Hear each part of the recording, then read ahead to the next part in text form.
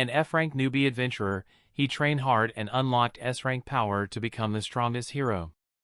The anime begins as the man is getting absolutely destroyed while training, and he fears that he will not survive.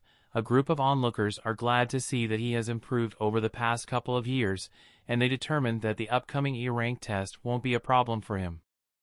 A while later, entrants for the E-rank promotion test are registered. Our protagonist Rick is one of them, and the receptionist named Alicia is happy to see him again.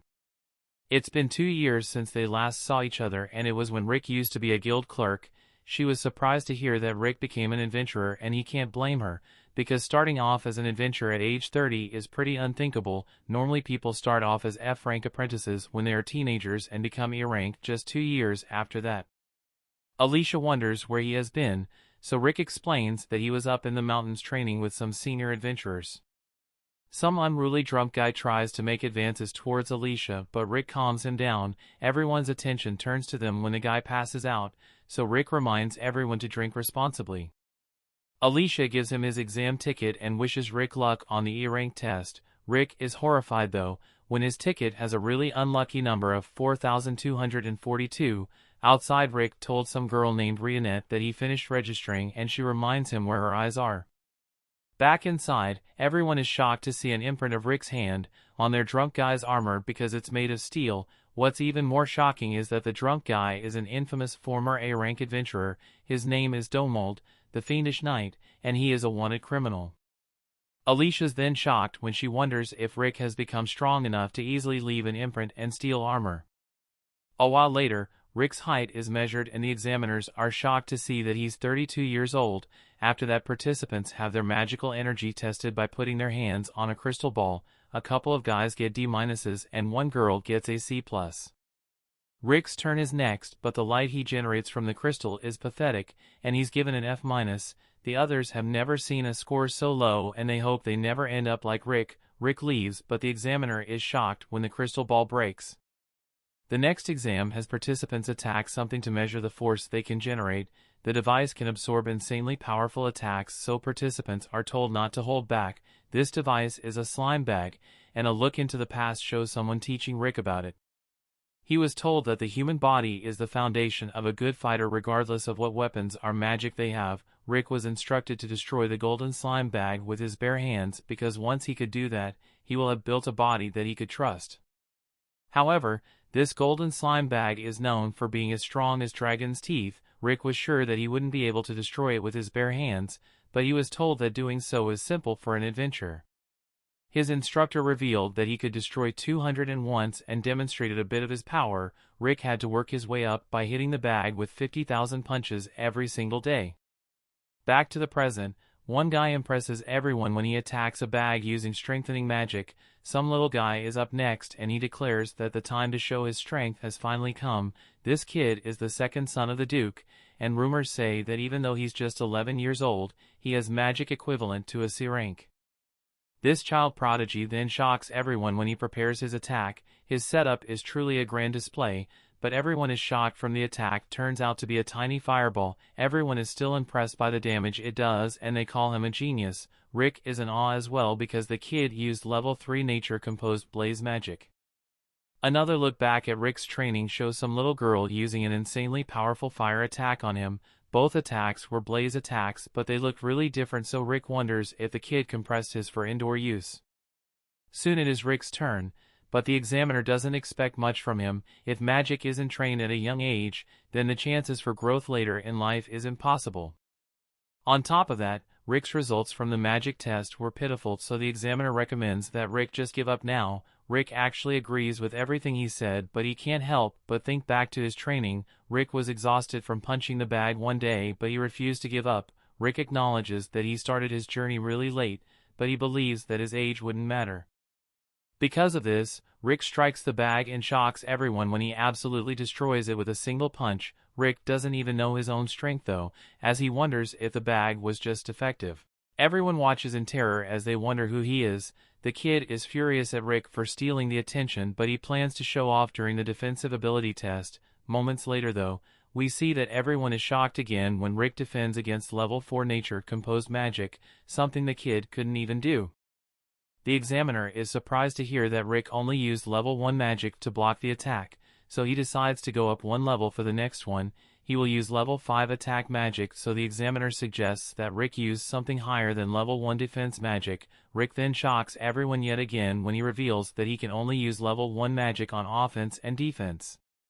Rick assures the examiner that he will be okay though, so the examiner takes offense as he believes that Rick is underestimating him. The examiner decides not to hold back and starts his incantation. He unleashes the level 5 attack, shocking everyone with its immense power, and even some knight worries about it from really far away. His name is Sylvester, and he rushes to the arena because he couldn't believe such a powerful attack will be used during an exam. Sylvester has then informed about Rick and how he was able to block a level 5 attack with just level 1 defense magic. He assumes it must be some kind of joke, but he is told that it isn't. It's just an impressive 32-year-old F-ranked adventurer. Rick's report reveals that he was a good receptionist for 13 years. Sylvester doesn't seem to know what a receptionist is though, and Rick's power makes them wonder if it's a title given to someone who has defeated a dragon. After the written exam, Rick expresses how confident he is that he aced it. Just then the prodigy named Freed angrily approaches Rick. Rick barely remembers this kid, so he assumes that he's lost and offers to help him find his parents. The kid is furious though and explains a risk to call the attention away from him. Just then Freed's older sister, Angelica, arrives and is upset that Rick made her brother cry. Freed says that the 40-year-old man ruined everything, but Rick angrily corrects him by saying that he's only in his 30s. Angelica only believes her brother though and challenges the 40-year-old man to a duel. Rick points that she just got her glove dirty, but Reanette explains that picking up the glove means he has accepted the duel. Moments later, the two arrive in an arena and Angelica declares that she must punish the old man. Duels in the kingdom allow each participant to propose one condition for the duel. Angelica proposes that the loser must act as the victor's servant until the end of their life, and her brother cheers her on. Angelica is a second-class knight, and Rick is shocked to hear that this means she's the same level as a B-rank adventurer. B-rank adventurers are powerful enough to defeat monsters on their own, but Reanette still tells Rick to take it easy on her. Rick thinks she has it all wrong though and points out that he's just an F-rank adventurer that just registered a couple days ago. Rick fears that he won't make it out of the duel alive, so Reanette tells him to just remember his training from the past 2 years. Rick begins to be inspired by the training montage that plays in his head, but he remembers how terrible it was, and it just makes him throw up. Reanette tells them to be more confident and reminds him of the group that trained him. The group, called the legendary Orichalcum Fist, prides itself on being the strongest in the continent, and they consider Rick to be one of its members. Rick thanks Reanette for restoring his confidence and steps up to Angelica. Angelica knows that Rick is an F rank, so she promises to refrain from ending his life. She prepares for the fight, and Rick can tell that she's a swordsman type that strengthens her body and weapons. Angelica wonders if he will be able to keep up with her speed, and Rick is shocked when she flies right past him. She explains that she slowed down just a bit for Rick, and she wonders if he's not talking because of how shocked he is. The little nerd laughs at the 40-year-old and explains that people call his sister the Flash because of how fast she is. Angelica declares that she will actually attack him this time without holding back, and she uses her incredibly fast attack again. Rick goes quiet again, but we see that it's actually because how slow he sees Angelica moving. It's even slower than when Rick walks, so he wonders why anyone would call her the Flash. Rick easily dodges her attack, but Angelica thinks he just got lucky because only a handful of first-class knights are able to properly react to her speed. She is sure that he won't be able to dodge it a second time, but Rick is once again unimpressed by how slow she is moving. He can't believe that she's a knight and wonders if she became one through nepotism. Rick considers for a moment that he might actually be really strong, but he then laughs at the thought. Rick prepares to dodge the attack again, but Angelica trips and starts barreling towards him. Rick just barely manages to dodge her out of control attack, but Rick is oblivious. He couldn't read her movements at all and assumes that it was an incredible skill of hers. This little incident makes him remember that he's just an F rank, and there's a huge gap in skill between him and his second-class knight. Angelica knows that she actually tripped, but decides to pretend like the attack was on purpose. She declares that she will attack again, but move even faster this time. Her next attack takes a great toll on her body though, so she can only use it 3 times. She uses the attack that's supposed to be way faster, but it's still pretty slow on Rick's eyes. The clueless Rick fears that she might use another terrifying rolling attack again if he makes the wrong move, so he dodges carefully. Angelica is shocked and wonders what she should do because you can only use the attack 2 more times. She decides to use her last 2 attacks in succession and Rick realizes that he needs to fight back. Just then Angelica trips again on her last attempt. Rick thinks it's another terrifying technique and fears that his attack won't land in time. Dust goes everywhere and everyone watches in shock. When the dust clears we see that Rick's attack created a crater in the ground. Angelica is horrified as she realizes that if she didn't trip then Rick's terrifyingly powerful attack would have landed on her. The clueless Rick thinks that she purposely dodged it though and she wonders who this guy is. Rick explains that he's just an F-rank adventurer. There used to be a good receptionist 2 years ago. Rick isn't sure he can do much against a second-class knight, but he will do his best during their duel and use it as a learning experience. He excitedly prepares to continue their fight, but he is shocked when Angelica just surrenders. Freed is shocked as well, and Angelica says that she will let him win this time. She tries to get out of there as quickly as possible, but Rick reminds her about the duel conditions. Rick didn't actually propose anything, but he's fine with using hers. Angelica doesn't want to serve him for the rest of her life, so she asks her legs to exceed their limits just one more time and runs away. Rick doesn't really consider it a victory, but Reanette reminds them that it's time for the results of the preliminary test. Just then Rick is shocked when Reanette reveals that the other members of their group will be arriving soon. The terrified Rick wonders what they're coming, so Reanette explains that they want to see how Rick is doing. Rick has a really bad feeling about it, but it's too late as we see that the others are on their way. The Akashic Record, a treasure which grants any wish, is given to anyone who defeats the ultimate monster Kaiser Alsapiet. An adventurer was unable to defeat the monster when he had an encounter with it, but he hoped that someday one of the upcoming adventurers would be able to bring down the beasts and make up for his failure. Meanwhile, Alicia announces to the adventurer the third test will be released momentarily. She tells them that mana will be sent to their exam tickets, and the tickets of those who pass with glow blue. She further informed them that the successful candidates will participate in a mock battle in the second stage the next day. Rick isn't in good spirits because he's not confident that he will pass, but Reanette consoles him, reassuring him that he would ace the test. She informs him that he would have to triple his training if he somehow fails the test, which makes Rick pray to all the existing deities to pass the test. His ticket suddenly lightens up and he stares at it anxiously wondering if he'll pass. His ticket glows blue after a while and he rejoices, informing Reanette that he passed. She congratulates him on his success and they leave the classroom as Rick expresses his release because he doesn't have to return to training. A foul stench suddenly fills the air and Rick can't help recover his nose, wondering where the stench is from. A noble suddenly approaches Reanette and introduces himself as Raster Diarmut, the first son of the Duke of Diamond who rules over the north. Rick is having a hard time remembering his name, so he decides to call him Northie. Raster asks Reanette's name and she introduces herself to him. While the Raster is marveled by how sweet Reanette's name sounds, he frowns at Rick when he introduces himself because he has no business with someone like him. Rick is heartbroken by this, but Raster doesn't care about that as he turns his attention back to Reanette. He tries using his not-so-superior line to pick up Reanette, but he can't even pique her interest in the slightest. Raster continues regardless, asking Reanette to become his second wife. Rick is set up with his advances and he decides to come in between them, which pisses off Raster. Wondering why an old man was being so nosy, Rick informed Raster that he can't keep hitting on Reanette because she's his girlfriend.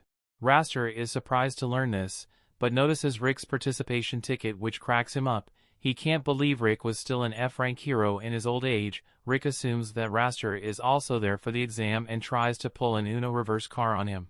But Raster is disappointed with his assessment capabilities, telling him that he already made it to E rank when he was 14. He informs Rick that he's just there to be an examiner for the second part of the exam because he is an A-rank adventurer. Raster shows Rick his crest and he asks Reanette to leave Rick because he's worse than a commoner and join him for dinner. Reanette kindly turns down his request, telling him that she's dating Rick, who's so red on his face that he almost explodes. She also teases Raster, saying that his perfume has a disturbing smell which isn't very pleasant. Rick now knows where the origin of the smell is, but Raster is pissed off by their insults and he promises to show Rick the difference in their capability if he ends up being his examiner. He walks away fuming, hoping to have a chance to prove to Reanette that she made the wrong decision. Rick didn't like that he was already starting on the wrong foot with his potential examiner, and he hoped that Raster wouldn't turn out to be his examiner during the exam. Raster went for dinner at the castle, but was still sewing from his encounter with Rick. he promised himself that he would prove to Rick that he was superior to him. Fried and Angelica suddenly come running to him with tears running down their faces, and he's surprised by this, wondering what is making them sad. Fried tells him that he was disgraced by an old man during the test, while Angelica tells him that the same man almost disgraced her by explaining her duel. Raster is pissed that some old man had committed such an unforgivable sin, but then he suddenly figures out that the man could be Rick. Then he asks Fried for the old man's participant number, and Fried tells him it was an unlucky number, confirming his suspicions. Raster is pleased that he will have the chance to disgrace Rick during the second part of the exam and also get his revenge for what he did to his siblings. The next day, Rick and Reanette are walking to the location of the second test when Reanette reminds Rick to hold back. Rick tells her he can't hold that, especially as Raster turns out to be his examiner. Rick is filled with dread at this possibility, but a guy named Lynx suddenly stops him on the way and informs him that he would be in charge of his tests in the second stage. Rick is rejoicing because Raster isn't his examiner, but Lynx expresses how unusual it is for a 30-year-old receptionist to switch jobs and become an adventurer. Rick thinks Lynx is making fun of him, but Lynx expresses how impressed he is by his determination. Lynx is glad that a fellow middle-aged man like him can inspire others to chase their dreams regardless of their age. Lynx felt a sense of déjà vu because he became an adventurer at 24 years old, so he knew that Rick had a goal in mind. Lynx informs Rick that he's yet to achieve his dream of getting to A rank despite being in his 40s because it took him 20 years to get to B ranked. Rick was impressed by Lynx's passion at his age and eager to get into the mock battle with him. Lynx warns Rick that he won't hold back, but he gives him a handshake and invites him for a drink after the tests. Around the corner, Raster is silently eavesdropping on their conversation with a naughty smile. Lynx felt how much Rick trained just by shaking his hand, so he decided to train even harder. As he returns to his coders, Raster corners him so they can discuss. In the prep room, Rick is very cheerful and Reanette notices this, but a messenger suddenly comes into the room bearing news for participants numbered 4200 and the above. He tells them Lynx has fallen ill and their new examiners will be Raster Diarmut.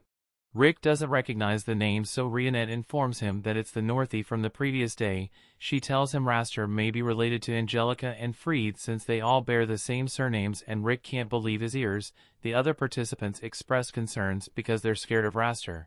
Reanette wonders what the big deal about him is, and one participant tells her that Raster is nicknamed the F-Rank Crusher because he torments participants that grab his attention. Rick realized that he was in a bad situation because he gained not just Raster's attention but also his wrath.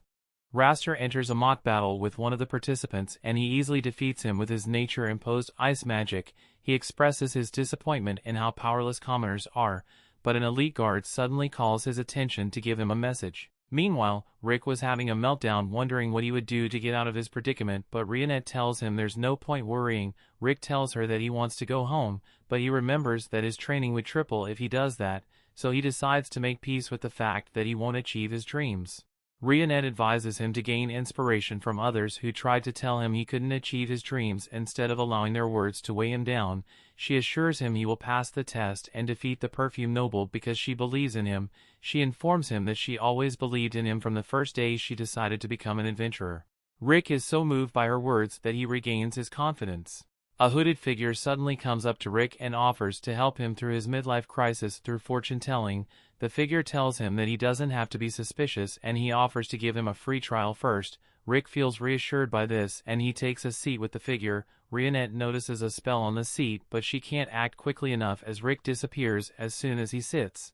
Fried praises himself for being an Oscar-worthy actor because he got Rick to fall into his trap, but Reanette suddenly threatens him and asks him to spill the location where Rick was still awarded to. Fried tries to be tough and withhold the information, but Reanette demonstrates her powers and Fried spills the beans like a broken tap head. He tells her that Rick isn't too far from the location because he can only manage to use teleportation magic within 100 meters of his location.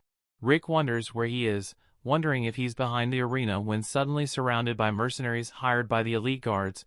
Rick thinks they have mistaken, but they introduce themselves as the elite guards of Diarmut. Rick realizes that Raster is behind his predicament. The guards promise to make sure he is in no condition to take the test, but Rick is disappointed that they have to resort to such dirty tricks. The chief guard informs them that they're all equivalent to B-ranked and A-rank adventurers, and Rick realizes that he won't be able to get away unscathed. His masters suddenly come into view, wondering why Rick was outside the arena instead of taking his test. Rick tells Brufston that the guards are helping him train as an excuse, but the guards debunk his claims, threatening to take down his masters if they don't leave immediately. Rick begs the chief guard to call his men off, but he tells them to take down the masters instead. One of the guards tries to use his sword on Brufston, but his sword shatters as soon as it makes contact. Brufston expresses how impressed he is that the guard has trained his body, but he expresses disappointment at his negligence of weapon strengthening. The guard gets pissed off and tries to throw hands, but his fist is crushed like a cereal flake. Brufston heals his hand and advises him on improvements in his fighting form. The guards are surprised that an orc can talk and use magic.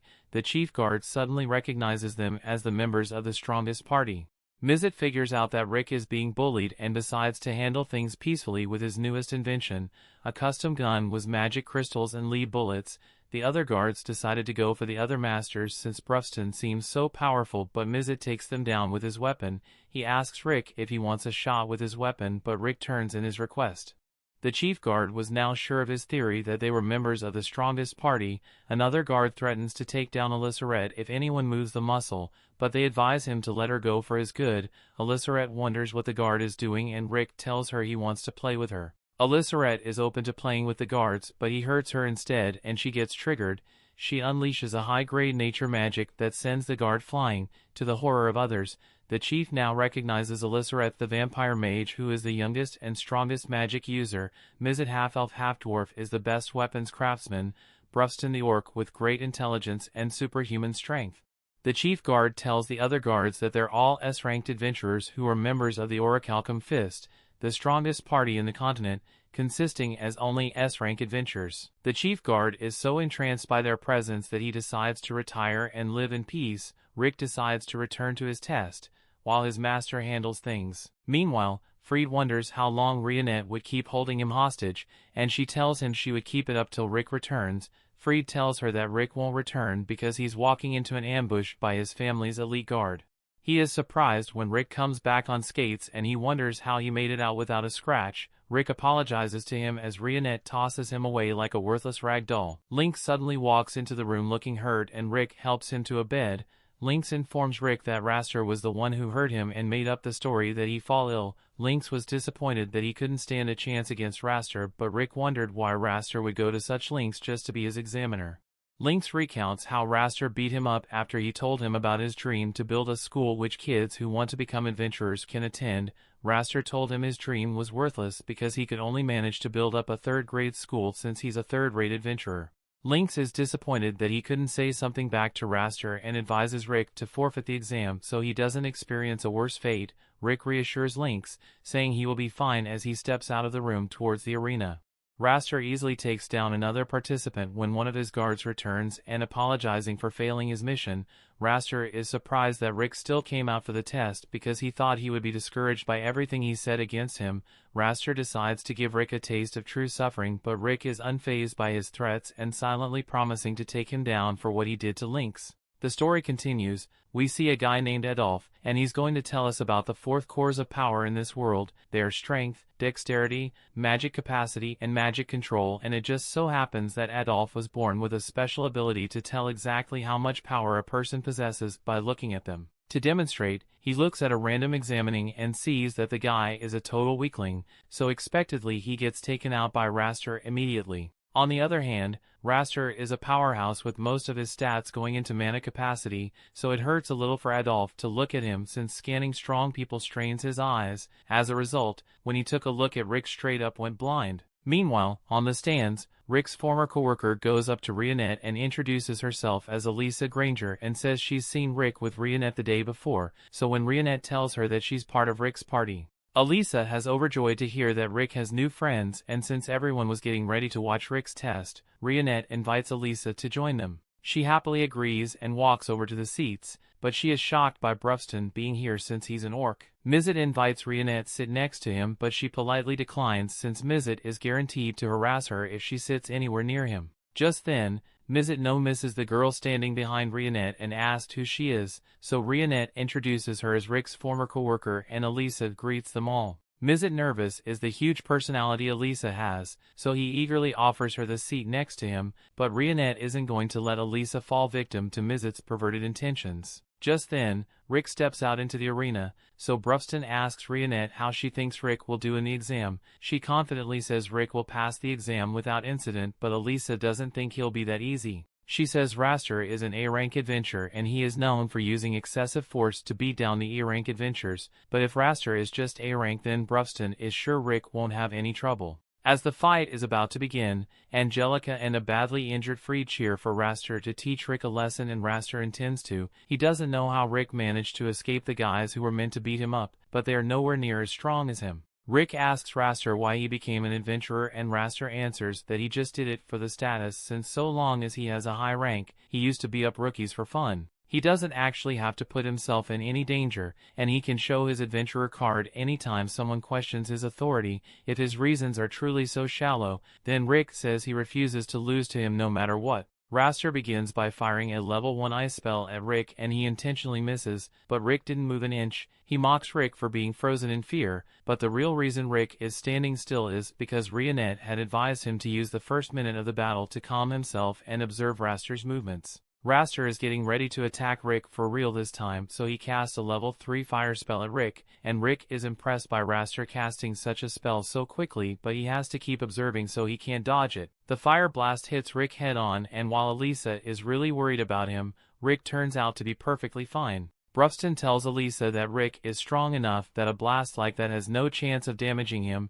He explains that of the 4 cores of power, mana capacity must be trained from an early age, otherwise one loses all hope of growing in that category. It usually has a limit of about 20, so since Rick became an adventurer at the age of 30 his mana capacity is really low, which is why he puts so much effort into training the other areas. Brufston trained him in physical strength and had Rick do things like running between villages but with giant 100-kilogram ankle weights attached and venomous snakes that chase him through the forest. Brufston did everything he could to build up Rick's strength and Mizet trained him in mana control. It's honestly surprising that Mizet didn't give up on teaching halfway through since he never liked working, but when it came to Rick he wanted to make sure that Rick could put up some good magical defenses, otherwise he would have been a pilot ash by now. He also says Reanette was the one who trained Rick in dexterity, and this comes as a shock to Elisa since she thought Reanette was a maid, but Reanette just enjoys wearing maid outfits for fun. Rick put everything he has into learning from them, so he already possesses the power of an S-rank adventurer, although he doesn't realize it since Brufston kept gaslighting him into thinking F-rank adventurers were much stronger than him. As Raster is about to cast another spell, he begins insulting Rick and Lynx for being too old to stick around in the adventure business, and as he says this he throws every elemental attack in his skill tree at Rick. By the time he's done, he believes Rick must be dead or at least severely injured, but to his and his siblings' horror, Rick survived all of that without a single scratch. Raster is starting to get annoyed by how resilient Rick is, so he decides that he will finish Rick off with his bare hands. He casts a strengthening spell on his hands and feet before rushing in to attack Rick, but as he throws a punch, Rick counters with the punch of his own and blows Raster back. Reanette's advice really paid off since Rick has watched Raster for long enough that he now sees the truth. While Raster does have a larger mana capacity than him, that's all he has. He ever took the time or effort to truly refine his powers, so he has the potential to be stronger than Rick, but as of this moment, Rick understands that he is stronger than Raster. Raster tries to pass off Rick's successful counterpunch as a fluke, so he is going to get serious and casting full incantation spells take Rick out. Go all spell looked pretty impressive. Rick was able to block it with one hand and even insults Raster for his sloppy spell execution. Elisa doesn't understand how Rick could possibly block his spell of that level with his low mana capacity, so Mizet explains that Rick learned to have great control over his mana use, so even the Raster has more mana. Rick can use 100,000 times less mana to match Raster's spell casting. Raster's confidence is starting to falter, so he tries one last attack to prove that he's stronger, but Rick is far too fast for him and delivers a punch that forces Raster to use Iron Body defense magic. By this point Raster has realized that Rick possesses far more power than the average E rank, but he still claims that he has just been getting lucky with his attacks up to this point. But Rick isn't falling for any more gaslighting. He knows that everything up till now has been a result of his strength, and on top of that, Rick didn't even use any strengthening magic, yet he was able to overpower Raster after he used it to attack. Raster realizes he can't bluff his way out of this, so he asks Rick how he managed to become so strong. He possesses very little mana, but Rick feels insulted that Raster thinks he used some cheat trick. He was thrown into a dragon's lair and wasn't allowed to leave until he defeated it. He got blasted over and over with extremely powerful explosions, and then he was forced to swim for a swab of monster gula until he choked on it. Elisa can't believe Rick survived all that, but in reality, Rick didn't survive, but since process healing magic is so powerful, as long as it was applied quickly, no matter how many times Rick ended up dying, he always brought him back to life. That's how he managed to exceed his physical limitations, and it is honestly surprising how well Rick handled it, since none of them had any regard for his safety. So if Mizet rushed him off a cliff for training and he died, he just called Brufston to heal him. The same thing happened with Elisaret's training and Rianette's training, leading to several life-ending injuries. Raster doesn't believe any of it though, since even if there was a way for Rick to train like that, what reason would he have to willingly put himself through hell like that? Rick says he has a dream of eventually killing the world's strongest monster, Kaiser Alsapiot.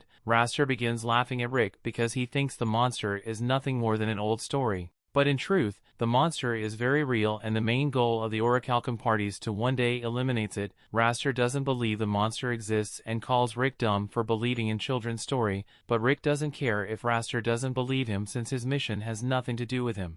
Raster is tired of listening to Rick's stories, so he says he will now end this fight once and for all and uses a level 7 binding spell to hold Rick in place. He then begins to chant for the strongest spell he has available, the level 8 nature composed magic. With this, Raster believes the fight has been won, since there's no way Rick would be able to overpower his spell this powerful. However, Rick begins charging up a level 1 air shot to fight back. Raster laughs at him and says a mere level 1 spell could never beat his level 8 spell. Yet Rick is still completely confident that his air shot will be enough to punch through Raster's level 8 spell, and that's because Raster has used this spell handful of times at most, so he hasn't refined it to its utmost capabilities. On the other hand, Rick has used his air shot over 100 million times already, so he has learned how to unleash his full potential. No one believes Rick's claim of using the spell 100 million times, since it is physically impossible to have done that in only 2 years, but Brufston assures Elisa that Rick is telling the truth, although he needed space-time magic to make it possible.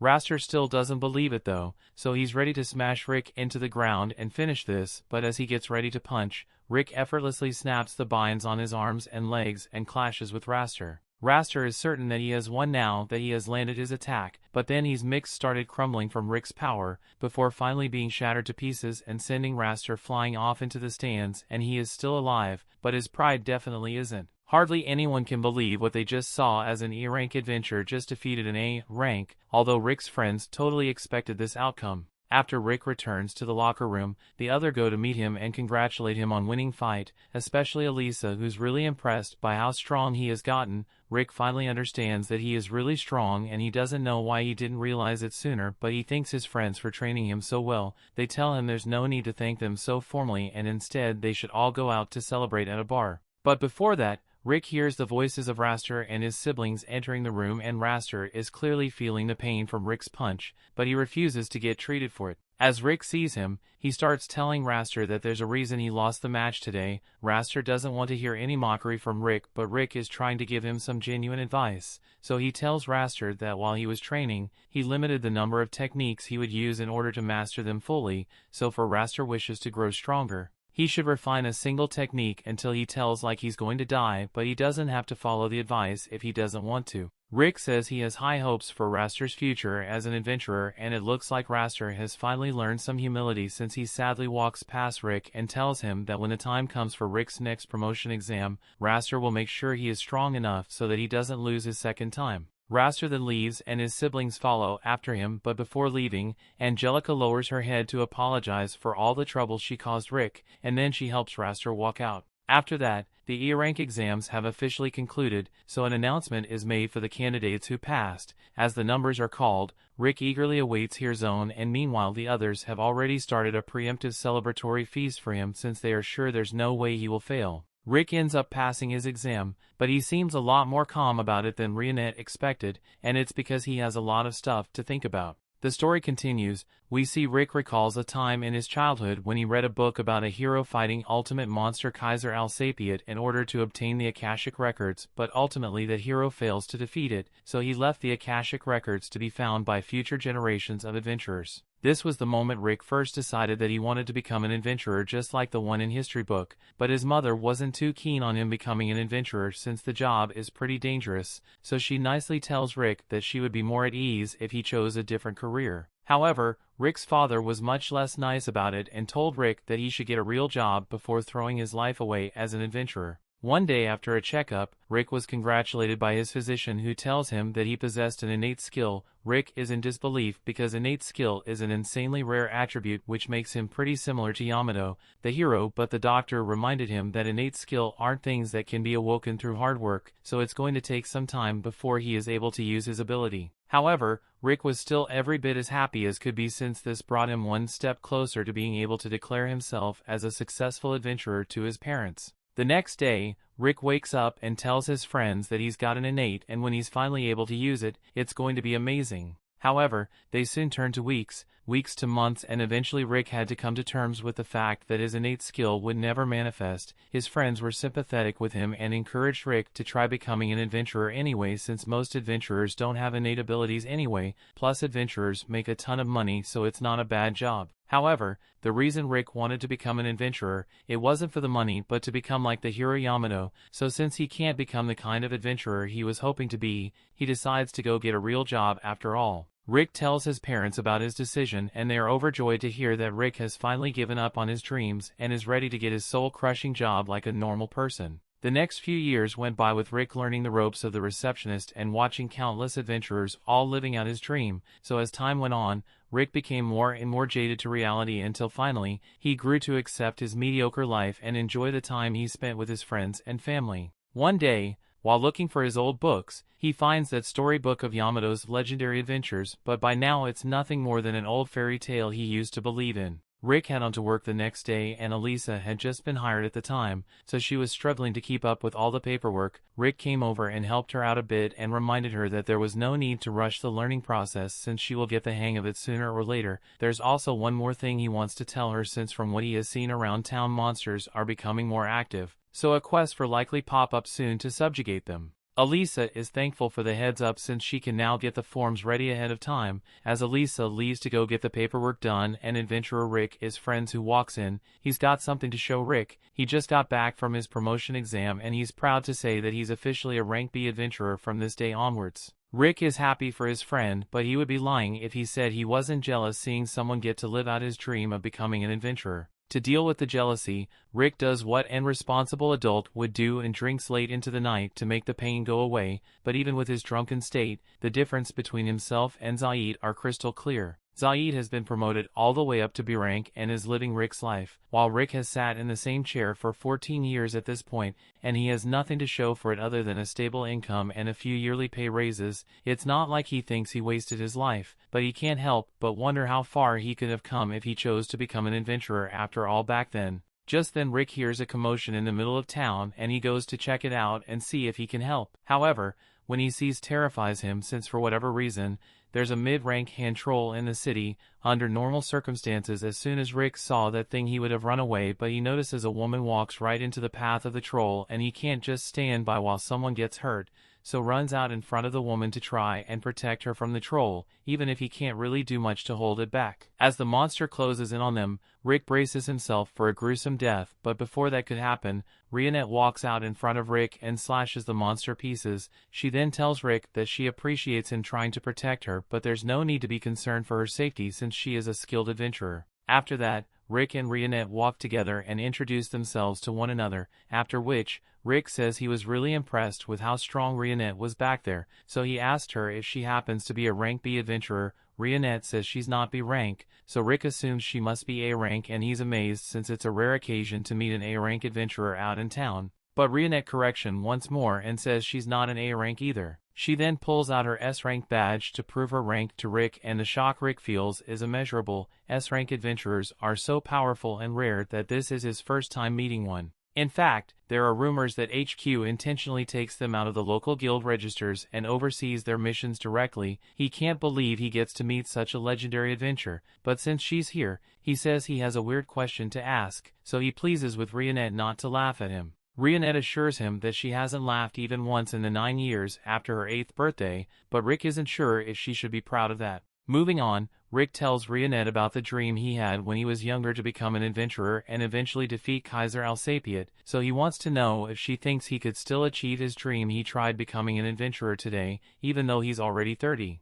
After seeing how Rick acted when he thought she was in danger, she is sure that he possesses the courage necessary to become an adventurer, but Rick must be aware of the importance of mana reserves to adventures. Rick says he is aware that mana reserves are hard to develop unless it is done during your youth, but difficult is an understatement, as Reanette believes is practically impossible to build your mana reserves once you grow older. Considering the importance of mana reserves to adventuring, Reanette has to be honest with him and says she doesn't think Rick could make it as an adventurer if he started as he is now. Rick was already expecting an answer like that, but it still hurts to hear. At the very least, he finds closure in the fact that it was an S-rank adventurer who broke the news to him, so there's nothing left to do but give up on his dreams and settle into his ordinary life. Reanette apologizes as she made Rick feel bad, but he says it's fine since he appreciates her honesty, plus it's not every day he gets to meet a lady as pretty as her, so he even invites her to grab a meal with him sometime. Although he was only joking, Reanette immediately agrees his dinner invitation and offers to meet him tomorrow for their date. The next day,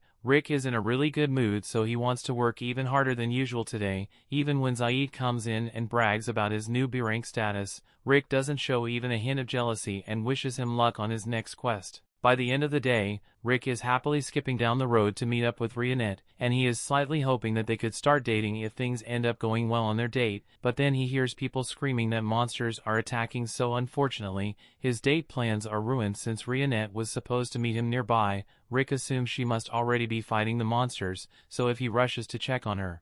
Although she seems to be doing alright on her own, there are a lot of monsters approaching, so Reanette asked Rick to stand back while she handles this, and he lets her do her things. Moments later, the battlefield is covered with hundreds of monster chunks, and Reanette looks like she's barely even warmed up, but all of a sudden, she senses something that gives her flashbacks to the death of everyone she loved, and the trauma makes her fall to her knees. A monster happens to show up right as Reanette is having a panic attack and Rick isn't equipped to defend her, but luckily, Zaid steps in the last second that saves them both. Rick is thankful, but he also doesn't know why Zaid is here in the first place. Just then, 2 other adventurers showed to help as well, and Zaid tells Rick that the guild put out an emergency quest to subjugate these monsters, so they all rushed over to help, and since they are here now, Rick should hurry up and get his date to safety while they handle the rest of the monsters. While the adventurers are fighting the monsters, Rick realizes that he's still as jealous of them as he has always been. After Reanette regains some of her composure,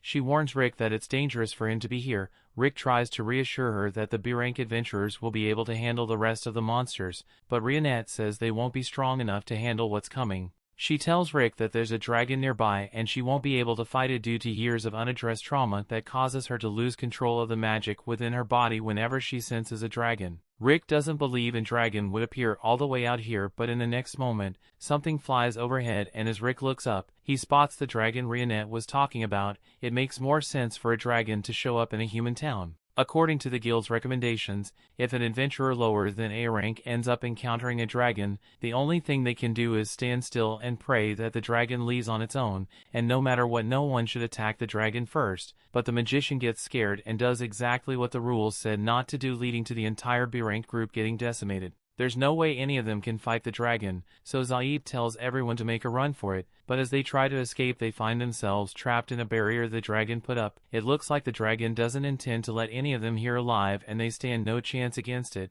but Rick begins walking straight up to the dragon. Zaid tells him to stop since there's nothing he can do to the dragon as a receptionist, but the way Rick sees it, if he's going to die anyway he might as well face to head on and die as an adventurer would. Rick thought he would feel better if he gave up on his dream of being an adventurer, but he still feels the fire inside pushing him to work towards that goal. He picks up a rock and throws it at the dragon, and it does absolutely nothing, but Rick's bravery motivates the other adventurers to try their best as well, even if they know they'll lose in the end. It all begins throwing every attack they have at the dragon, but it doesn't do much other than provoke the dragon into using its fire breath. Zaid realizes this is probably going to be bad, so he uses his iron body skill to protect everyone, and while it allows them to survive, they still suffer a considerable amount of damage from it. But from the flaming rubble, Rick gets up and walks straight over to the dragon, claiming that he will make his dream come true no matter what it takes. The dragon uses its foot to squish Rick, but on the verge of death, Rick's dormant innate skill awakens, giving him the power necessary to survive being stepped on and push the dragon away with ease.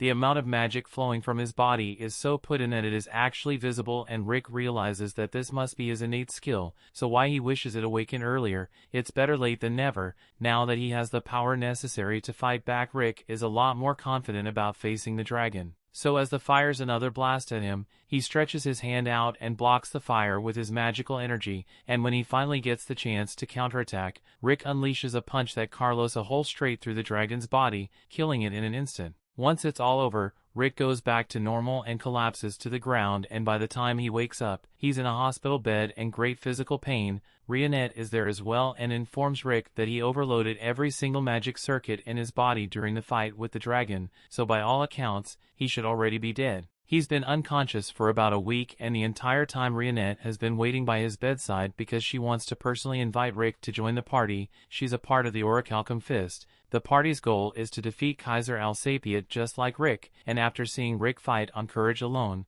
even when he didn't have the power to win, gives her the confidence to say that Rick can grow stronger and fight alongside the S-rank party and become an adventurer. This was the first time anyone ever supported the idea of Rick becoming an adventurer, so he's moved to tears by Reanette's faith in him. That leads us back to the present, where Rick has just officially passed his E-rank exam, so for the first time in his life, he can say that he's an adventurer.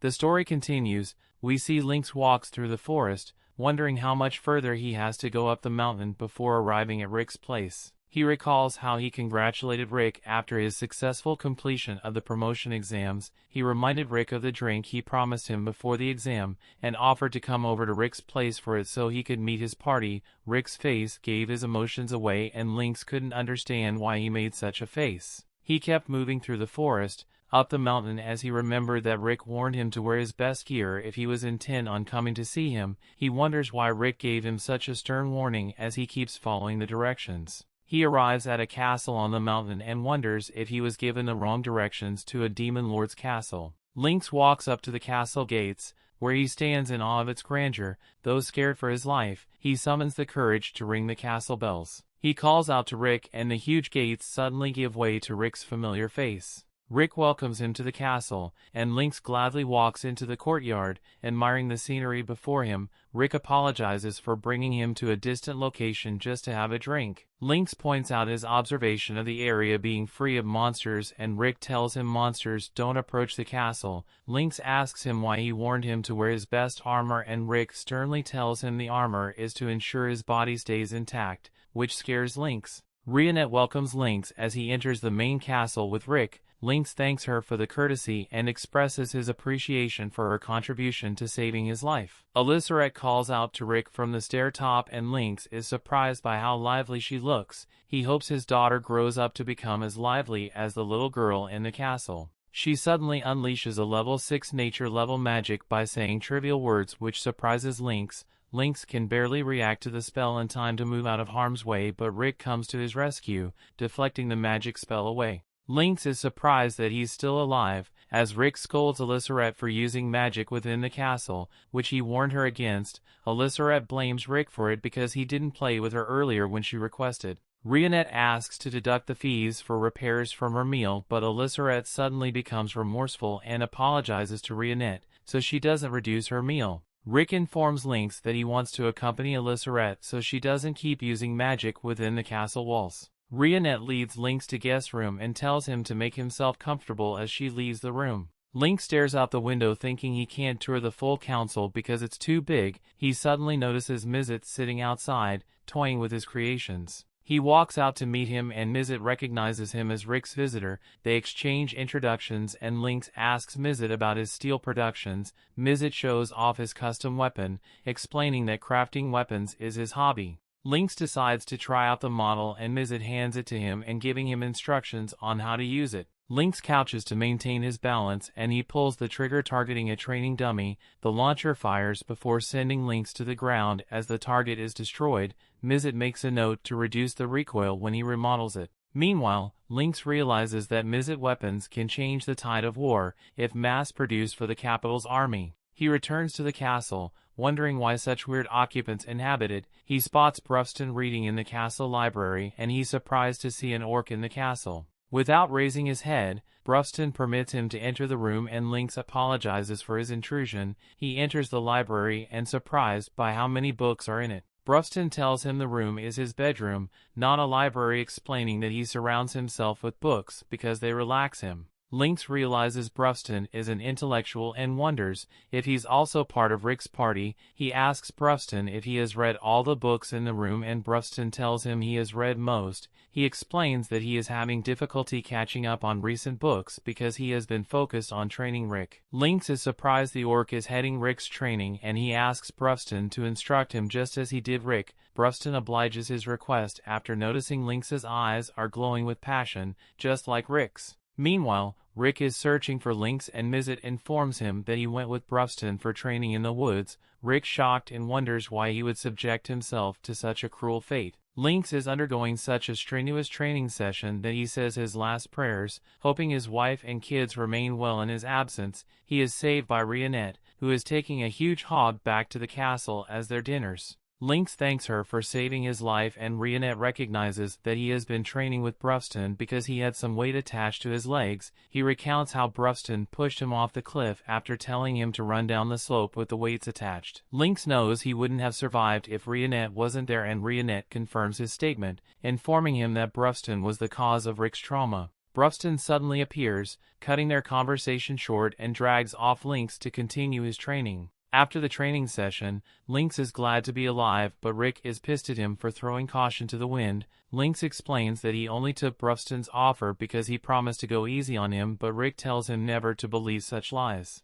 Mizet expresses his displeasure with Rick for exaggerating things and Brufston backs him up because he could easily revive Lynx if he gets hurt. Rick is surprised by how little a human life means to them. Alyssarette is eager to play with Lynx but Rick tells her off because she would turn him to dust. Mizet points fingers at Rick for inviting Lynx to the castle despite knowing the outcome of his visit and Rick kicks himself for that. They return to the castle and Reanette pours some tea for Lynx and Rick, telling them to be patient while she makes dinner. She walks out of the room and Lynx expresses how incredible Reanette is. Rick agrees with him and Lynx wonders how far their relationship is. Rick tells him they aren't in a relationship because he's too old but Lynx tells him they can be compatible because he's 20 years older than his wife, which surprises Rick. He convinces Rick by explaining that things will work out if they have feelings for each other. They gather at the dinner table having dinner and Lynx commends Reanette's meal. She appreciates his compliments and Rick tells Lynx to eat as much as he can manage.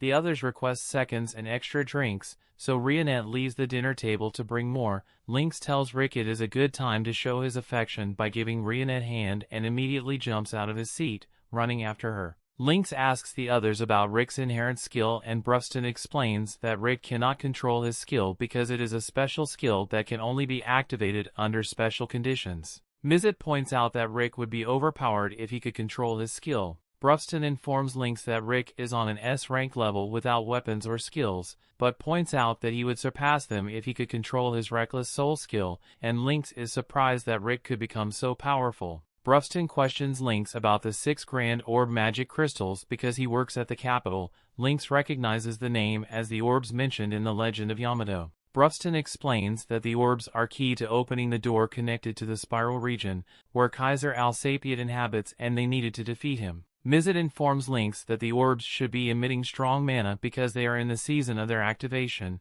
which occurs every 200 years. Rick asks Lynx if he has heard rumors of such a thing but Lynx thought the legend was all fairy tale previously. He now realizes it's a true story because Rick's party want to take down Kaiser Alsapiet. He tells Rick he hasn't heard anything about the orbs but promises to check with the secret intelligence handles non-public quests. Rick secretly asks Lynx for more relationship advice after he couldn't assist Reanette because she handled everything perfectly. Ray, a new adventurer, is cleaning up the guild with a long face because she wants to be out on the field instead of being restricted to guild chores. She practices her skills with the broom to take down invincible foes when a conversation from the reception draws her attention. She heads out to see Rick, Elissarette, and Brufston standing before the guildmaster. They request a special quest which the guildmaster doesn't grant it to them, so they try to convince him they can handle it. Though the guildmaster is convinced of their skills, he tells them their party doesn't meet the requirements of having 2 A-ranked adventurers in a 4-man party.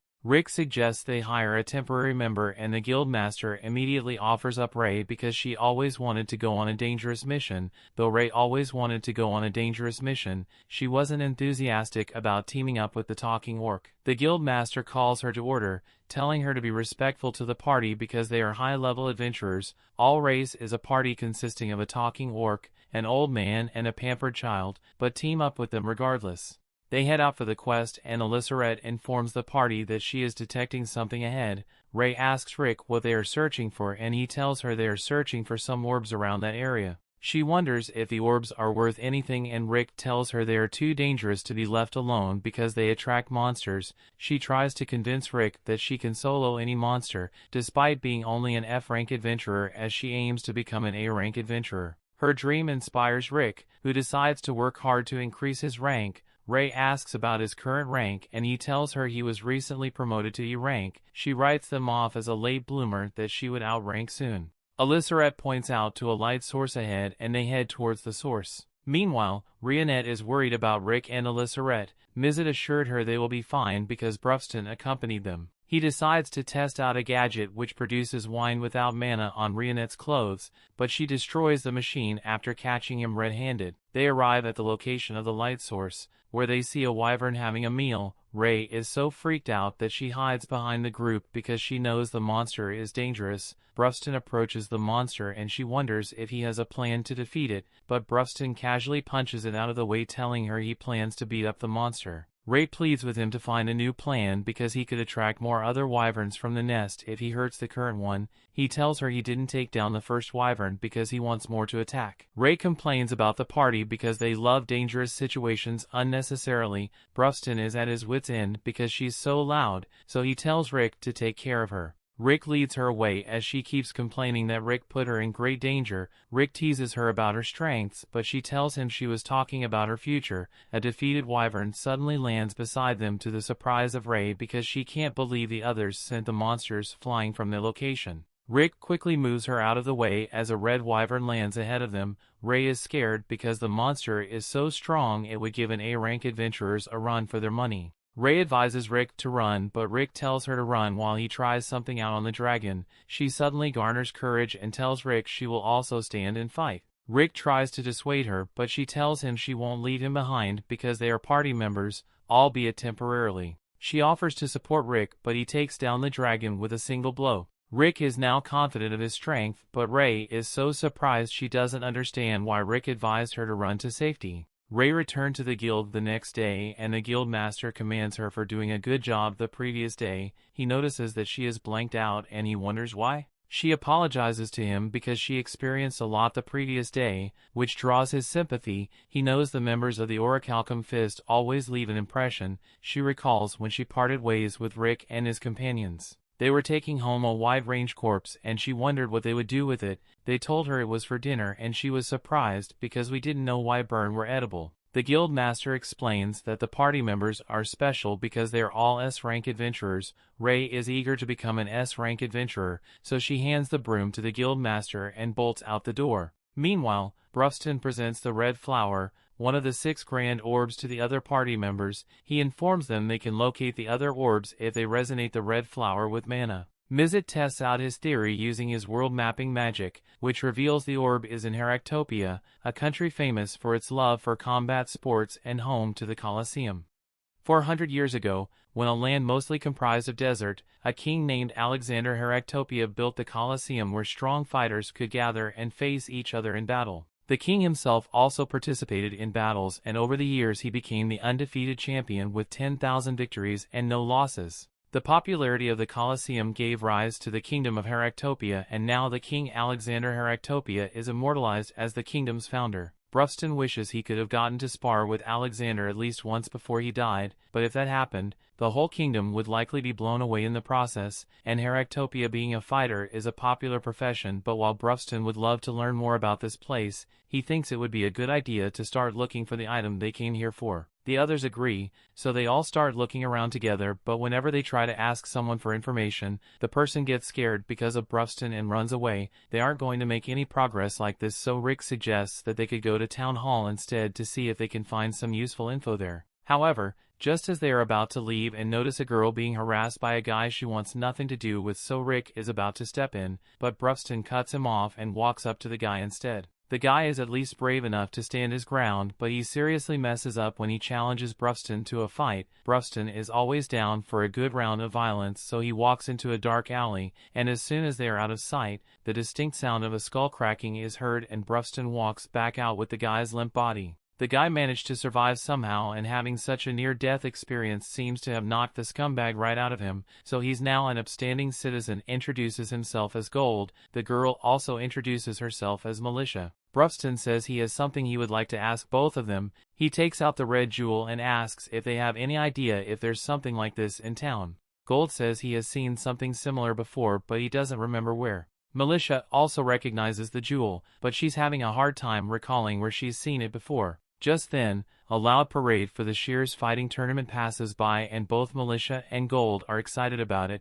There are apparently only 2 more months before the King of Fists tournament officially begins, but Reanette doesn't know anything about it. Gold explains that it is a tournament to decide the champion of all fighters, and it's so popular that they get over 500,000 spectators each year. The parade is being led by the 5-time champion of the King of Fists tournament, Kerwin Erwolf, and he is quite popular for his strength, so everyone here adores him. While watching their idol go by in the parade, Militia and Gold take a look at his belt, and that's when they notice that Kerwin's champion belt has the jewel Rick and the others were looking for. Kerwin heads back to the gym where he trains after greeting all his fans, and once inside he takes a seat to relax a little. The owner of the gym comes over to Kerwin and apologizes for making him do all these publicity stunts, but Kerwin understands that it is important to build up hype for the tournament ahead of time. He also asked how Kerwin is feeling. While he doesn't feel bad, he doesn't feel great either. Things have gotten pretty boring for him since he always wins tournament without much of a challenge, so for once he would like to meet a worthy opponent.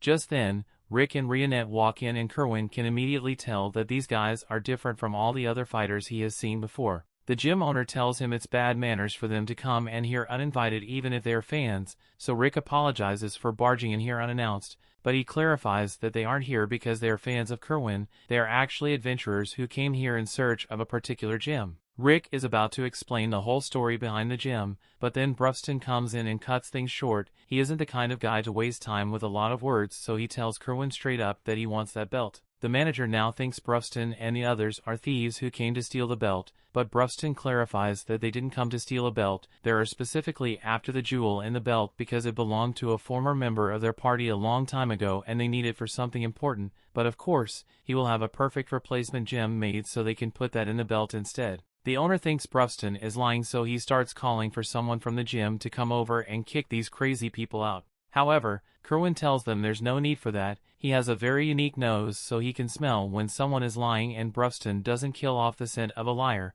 But while he may believe that Bruston's party is the original owner of the gym, he still can't just hand it over to him because this belt is the pride of Heractopia. The only way Bruston will be getting his hands on this belt is if he becomes the new champion of the tournament, and Bruston thinks that's a reasonable condition, so he turns around to leave. Rick begins asking if Bruston's seriously going to leave without the jewel, but Bruston is fine with it, since it just has to win the tournament to get what he wants. They all leave and the owner starts complaining about how rude those people were, but if Kerwin has let the owner try and kick them out like he wanted to, they would have gotten into a fight that would have killed everyone in this gym. The owner breaks out in a cold sweat over Kerwin's statement. He knew that they didn't look like average people, but he never would have guessed they were that strong. Kerwin states that for how the maid carried herself, he can tell that she's a wide array of lethal skills. Then there's the normal-looking man, but while he seems unremarkable, Kerwin can tell that he's trained his body to an inhuman degree, so he isn't one to be messed with. Finally then Bruston, and by every indication, he's the most interesting. Meanwhile, outside, Bruston explains to Rick and Reanette that he thinks they should all join the tournament as fighters so they can win the belt fair and square. In order to enter the tournament, one must first pass the preliminaries held in the east and west of the kingdom, after which they need to win another match among those who qualified from the preliminaries, and that's when they are finally allowed to participate in the tournament. Bruston says he will apply through the eastern gate while Rick and Reanette can enter through the western gate, so they'll all be in different tournament brackets. Rick and Reanette are fine with the plan, but they asked Bruston if he will be really okay getting around town by himself, but there's no need to worry since Bruston already got Gold to agree to guide him around town. In order to register for the preliminaries, Rick and Reanette are going to need to pass a test first, which is a lot like the promotion exams at the Adventurers Guild. As Rick enters the arena for his test, was informed that he will be required to fight a mock battle to gauge his strength. His opponent will be one of the newly recruited fighters from the previous batch. Rick asked if his opponent is going to be strong, so the examiner checks the forms and tells him that the girl he's going to be fighting has won every match up till now, but whether Rick wins or loses, he will still pass the exam as long as he meets certain criteria. All of a sudden, the doors swing wide open and a very familiar voice begins to introduce herself. She confidently declares that because of her speed, people have started calling her the Flash, so whoever is up against her next has better watch out. However, her confidence goes down the drain completely as soon as she recognizes Rick. Angelica asked why Rick is here, but he could easily ask her the same question. He's also a bit worried about being Raster here since it would be awkward after what happened last time, but Angelica tells him that her siblings aren't here with her, so Rick doesn't have to worry. With that said, she knows how powerful Rick is, so it's terrible luck that she has to face him in a mock battle. Even if the loss won't really have any consequences, she has an undefeated streak going, so she would like to keep it going. To do this, she decides to go all out from the start against Rick in hopes of overwhelming him with her speed, but as she tries to attack, she falls flat on the ground. She thinks she must have tripped since she's so nervous, so she gets back up and prepares to dash at Rick again. However, the same thing happens, so she realizes that she isn't fallen because she is nervous, she's falling because Rick is doing something. Rick looks down Angelica and asks her what she thinks of the new skill he's been practicing over the last few months. After realizing how strong he had gotten, Rick didn't want to risk hurting the people around him if he ever got into a fight, so he developed the 8 secret arts of going easy, and right now he's using the first art, which is basically constant leg sweeps. This is really effective because leg sweeps demoralize and incapacitate opponents as they fail to get up. It barely does any damage. Angelica thinks it's insulting, but Rick points out that she hasn't been hurt because of the leg sweeps. Even if Frank is only doing leg sweeps, he's doing them at a speed that Angelica can't keep track of. Even with her exceptional speed, it would normally be impossible to pull something like that off, but after the stuff she has seen Rick do, she isn't surprised that he can manage it. She thinks the best course of action would be to keep her distance from Rick, but as she tries to back away, she still gets her legs scrubbed again. She still isn't willing to give up yet, and Rick is impressed by her will to keep going, so he says he will fight her seriously from now on, but as soon as he said that, Angelica gave up because she's not stupid. Rick is a little disappointed that things ended so abruptly, but his victory means he is now recognized as a fighter and can compete in the preliminaries. However, before he can head over to register for the preliminaries, Angelica comes running up and asks him one more time why he had to come here. She starts crying because it's not fair how Rick pounds her into submission all the time. Well, how she phrased it, Rick is worried that Reanette might misunderstand, so he suggests they all get something to eat so they can talk things out.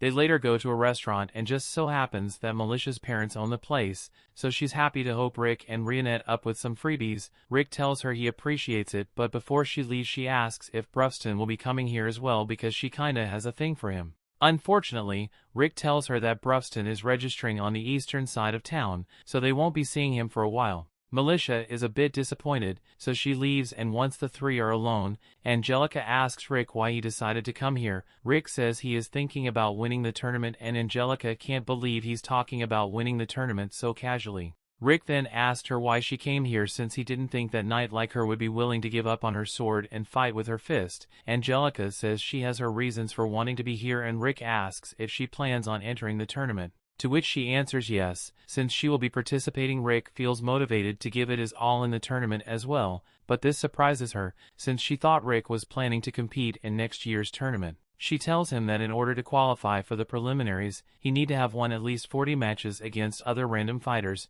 and it's a very exhausting process, so most people average about 10 matches per month. With that said, there's only a week left before the preliminary starts, so there's no way Rick will have enough time to fight all those matches without getting exhausted, but Rick tells her that he already requested 10 matches per day for the next 4 days. The next day, Rick heads to the arena to begin his series of matches, and his first opponent is a guy called Grit, but the coordinator warns Rick that Grit is rumored to be cheating by using a weapon, although they never manage to prove it. In the arena, Rick comes face to face with Grit, and the guy looks really shady, but Rick can't see any weapons, so he's sure he will be fine. As the match is set to begin, Grit pulls out an impact stone he had hidden in his shoe. Impact stones increase the power of a punch dozens of times over, so when Grit punches Rick, a giant dust cloud is kicked up, but by the time things settle down, the only one injured is Grit, who now has 2 new elbows. Grit doesn't understand what went wrong since he was able to shatter boulders easily with the impact stone, but now that he has had his turn, Rick gets ready to attack using his secret art of going easy,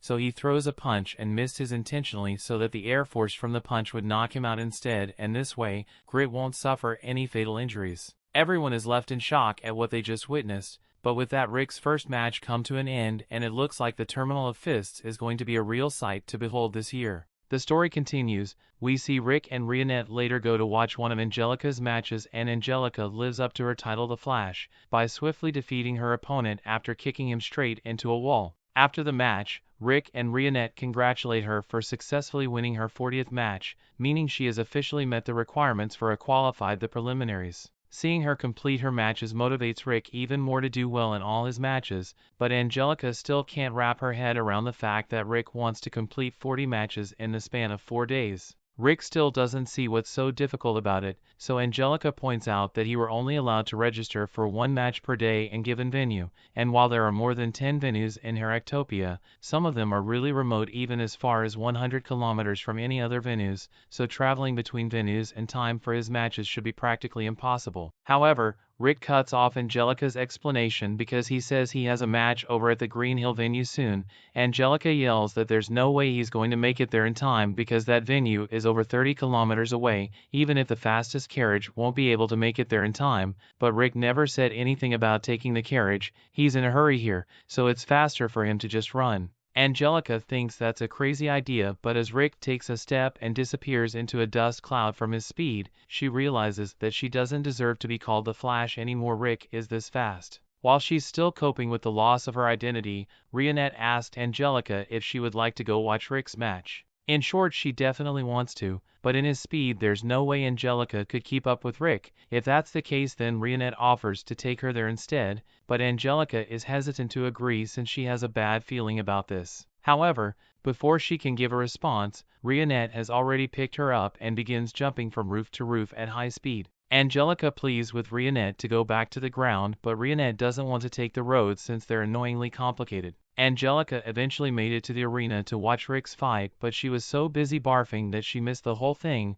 Rick says he messed up on that fight since he still needs a bit of practice with making his attacks non-lethal, but he will have to practice later because for now he has to get to his next venue and runs off. Angelica doesn't want to go through the terror of being carried by Reanette again, so she tries to back out of it, but Reanette has already grabbed her and is hopping through town again. Rick continues to win his matches effortlessly across town, and Angelica suffers severe motion sickness from being carried everywhere by Reanette. Eventually the 4 days are up and Rick has officially qualified for the preliminaries by winning all 40 of his matches, so the next step is the leagues. Angelica is really glad that she isn't in the same bracket as Rick, so she won't have to fight him for now. Reanette asks Angelica if she was hoping to win the tournament, and yes, Angelica would have liked to win since she's participating anyway, but if Rick is in the tournament, then her chances of winning are basically zero. On top of that, Brufston is also participating in the tournament, and while Angelica has never met him, Reanette mentions that he's the one that trained Rick, so Angelica knows Brufston must be even more monstrous than Rick is,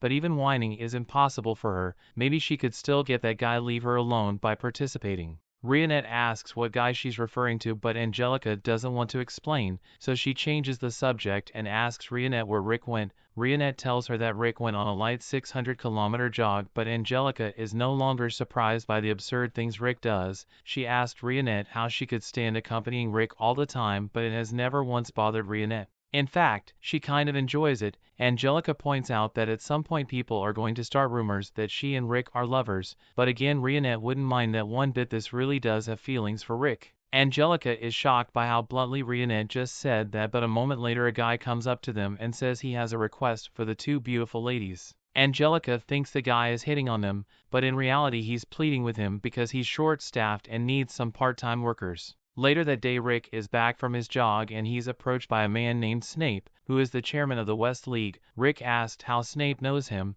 but it turns out that Rick has become pretty famous around here for being the fastest man to ever qualify in the West League. Snape shakes hands with Rick, and as he does, his guard comes out of the bar and informs him that Angelica isn't here. Snape is disappointed to hear this, so Rick asked him if he knows Angelica. Snape confers that he and Angelica are quite close, but he is just a merchant who is on good terms with the Diarmuid family. Changing topics, Rick asks Snape when he retired from being a fighter, but Snape is shocked that Rick knows he used to be a fighter since he never mentioned it. Rick explains that when they shook hands, he could tell that Snape's hands are those of a trained fighter. Snape admits that he did once win a small tournament and the cheers of the crowd were like nothing has ever experienced before, but that was 20 years ago, and he has long retired since then, so that was his first and last victory. He's really excited when it comes to fighting, and in fact, his company is sending a fighter to the tournament this year, but he has other business to attend to, so he's going to have to cut the conversation short. Snape bids farewell to Rick, but before he goes, he also asked Rick to tell Angelica he came looking for her,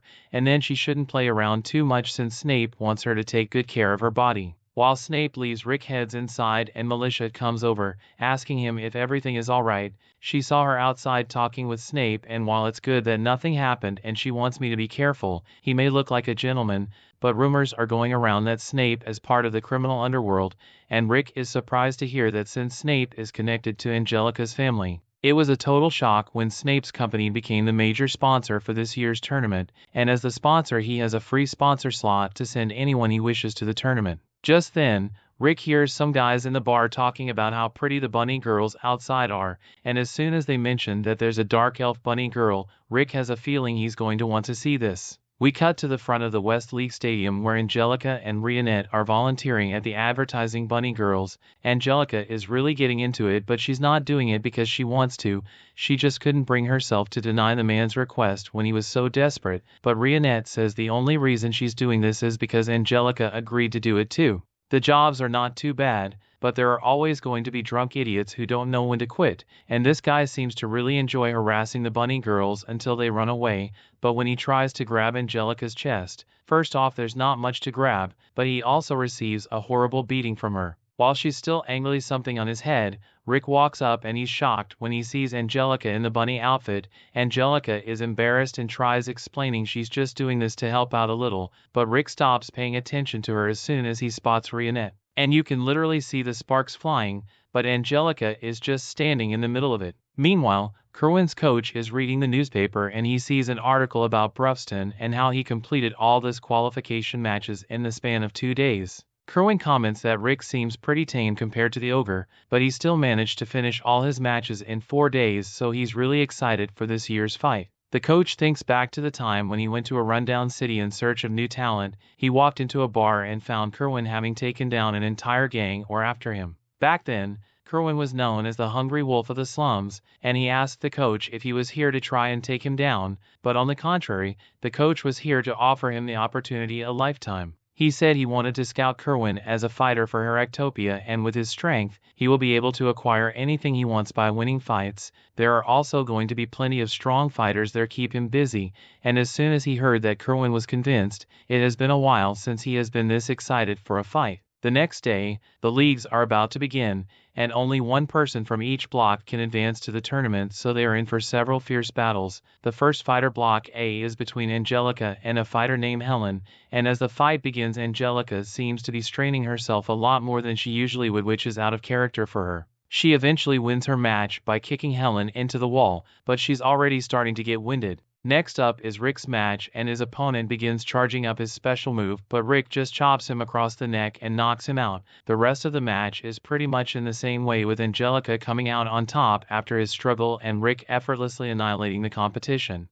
So far Angelica has been on a roll with her victories, but if she wants to guarantee that she can make it to the tournament then she can't afford to lose in this single match. Rick encourages her to do her best, but as he is about to give her some advice about her next fight, she walks off before he can say anything. Angelica's next match begins and she's up against a tank, so while she's still faster than him her attacks are a lot less effective. She tries to make up for this by incorporating magic into her attack, so she creates a water prison around him and fires a bolt of lightning into it, but the big guy is still standing after it all. He mocks Angelica for not being able to take him down and asks if she's running out of steam already. Angelica tries to dash in with Blink Step, but she has indeed run out of stamina, so the big guy is able to outpace her and Angelica gets knocked out because of it. After Angelica's match is over, she gets treated with healing magic in the infirmary, but as she leaves Rick is waiting for her outside to see how she's doing. Angelica doesn't want to talk, but Rick points out that she was being too hasty in that fight.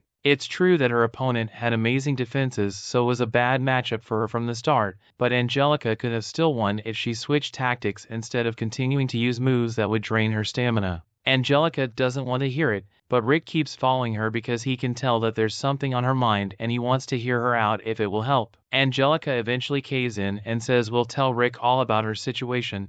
It all started when her parents died, leaving her and her siblings in charge of running the dire mood estate. Of course, at the time they were all still children, so they quickly fell into financial ruin. However, their scheming grandpa went and made a deal with a man known as Snape in exchange for significant amount of financial support, and in exchange he agreed to have Angelica engage Snape as a way for Snape to have a connection to the nobility. After that, Angelica and her siblings did everything they could to restore the Diarmuid family, so they wouldn't have to rely on Snape, but by then it was already too late to call off the engagement. That is a really complicated situation, but Rick still hasn't gotten over the fact that Angelica is engaged. In any case, Angelica tried to investigate Snape to see if she can find enough dirt on him to call off the engagement, but what she found instead was that Snape had become a sponsor for this tournament, and with him being the sponsor, he's been allowed to insert a fighter and he's choosing into the tournament. Just then, they hear commotion in the bar nearby, so they go over to check it out, and they find the guy that defeated Angelica arguing with the lizard man.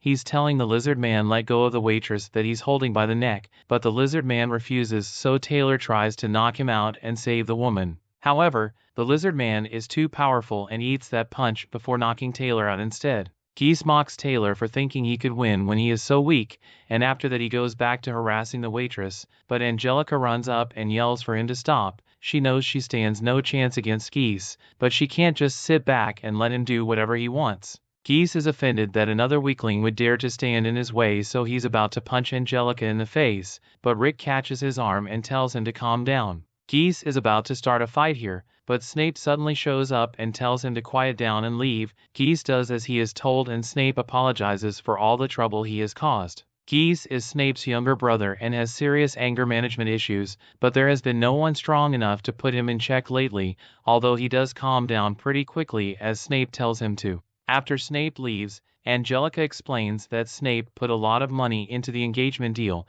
so he became a sponsor of the tournament in order to recoup some of this money. And to do that, he plans to take advantage of the gambling rings surrounding the tournament and use his sponsor slot fighter to guarantee the results of the matches, so he can win a lot of money. That's why Angelica entered in the first place, in order to take out Snape's fighter and force him to call off the engagement, but as much as she needs to admit, she knows there's no way she can defeat Geese as she's now. Rick thinks about it for a second, and then he asks Angelica if she would like him to train her, but given the kind of training Rick went through, that sounds more like a death threat to her.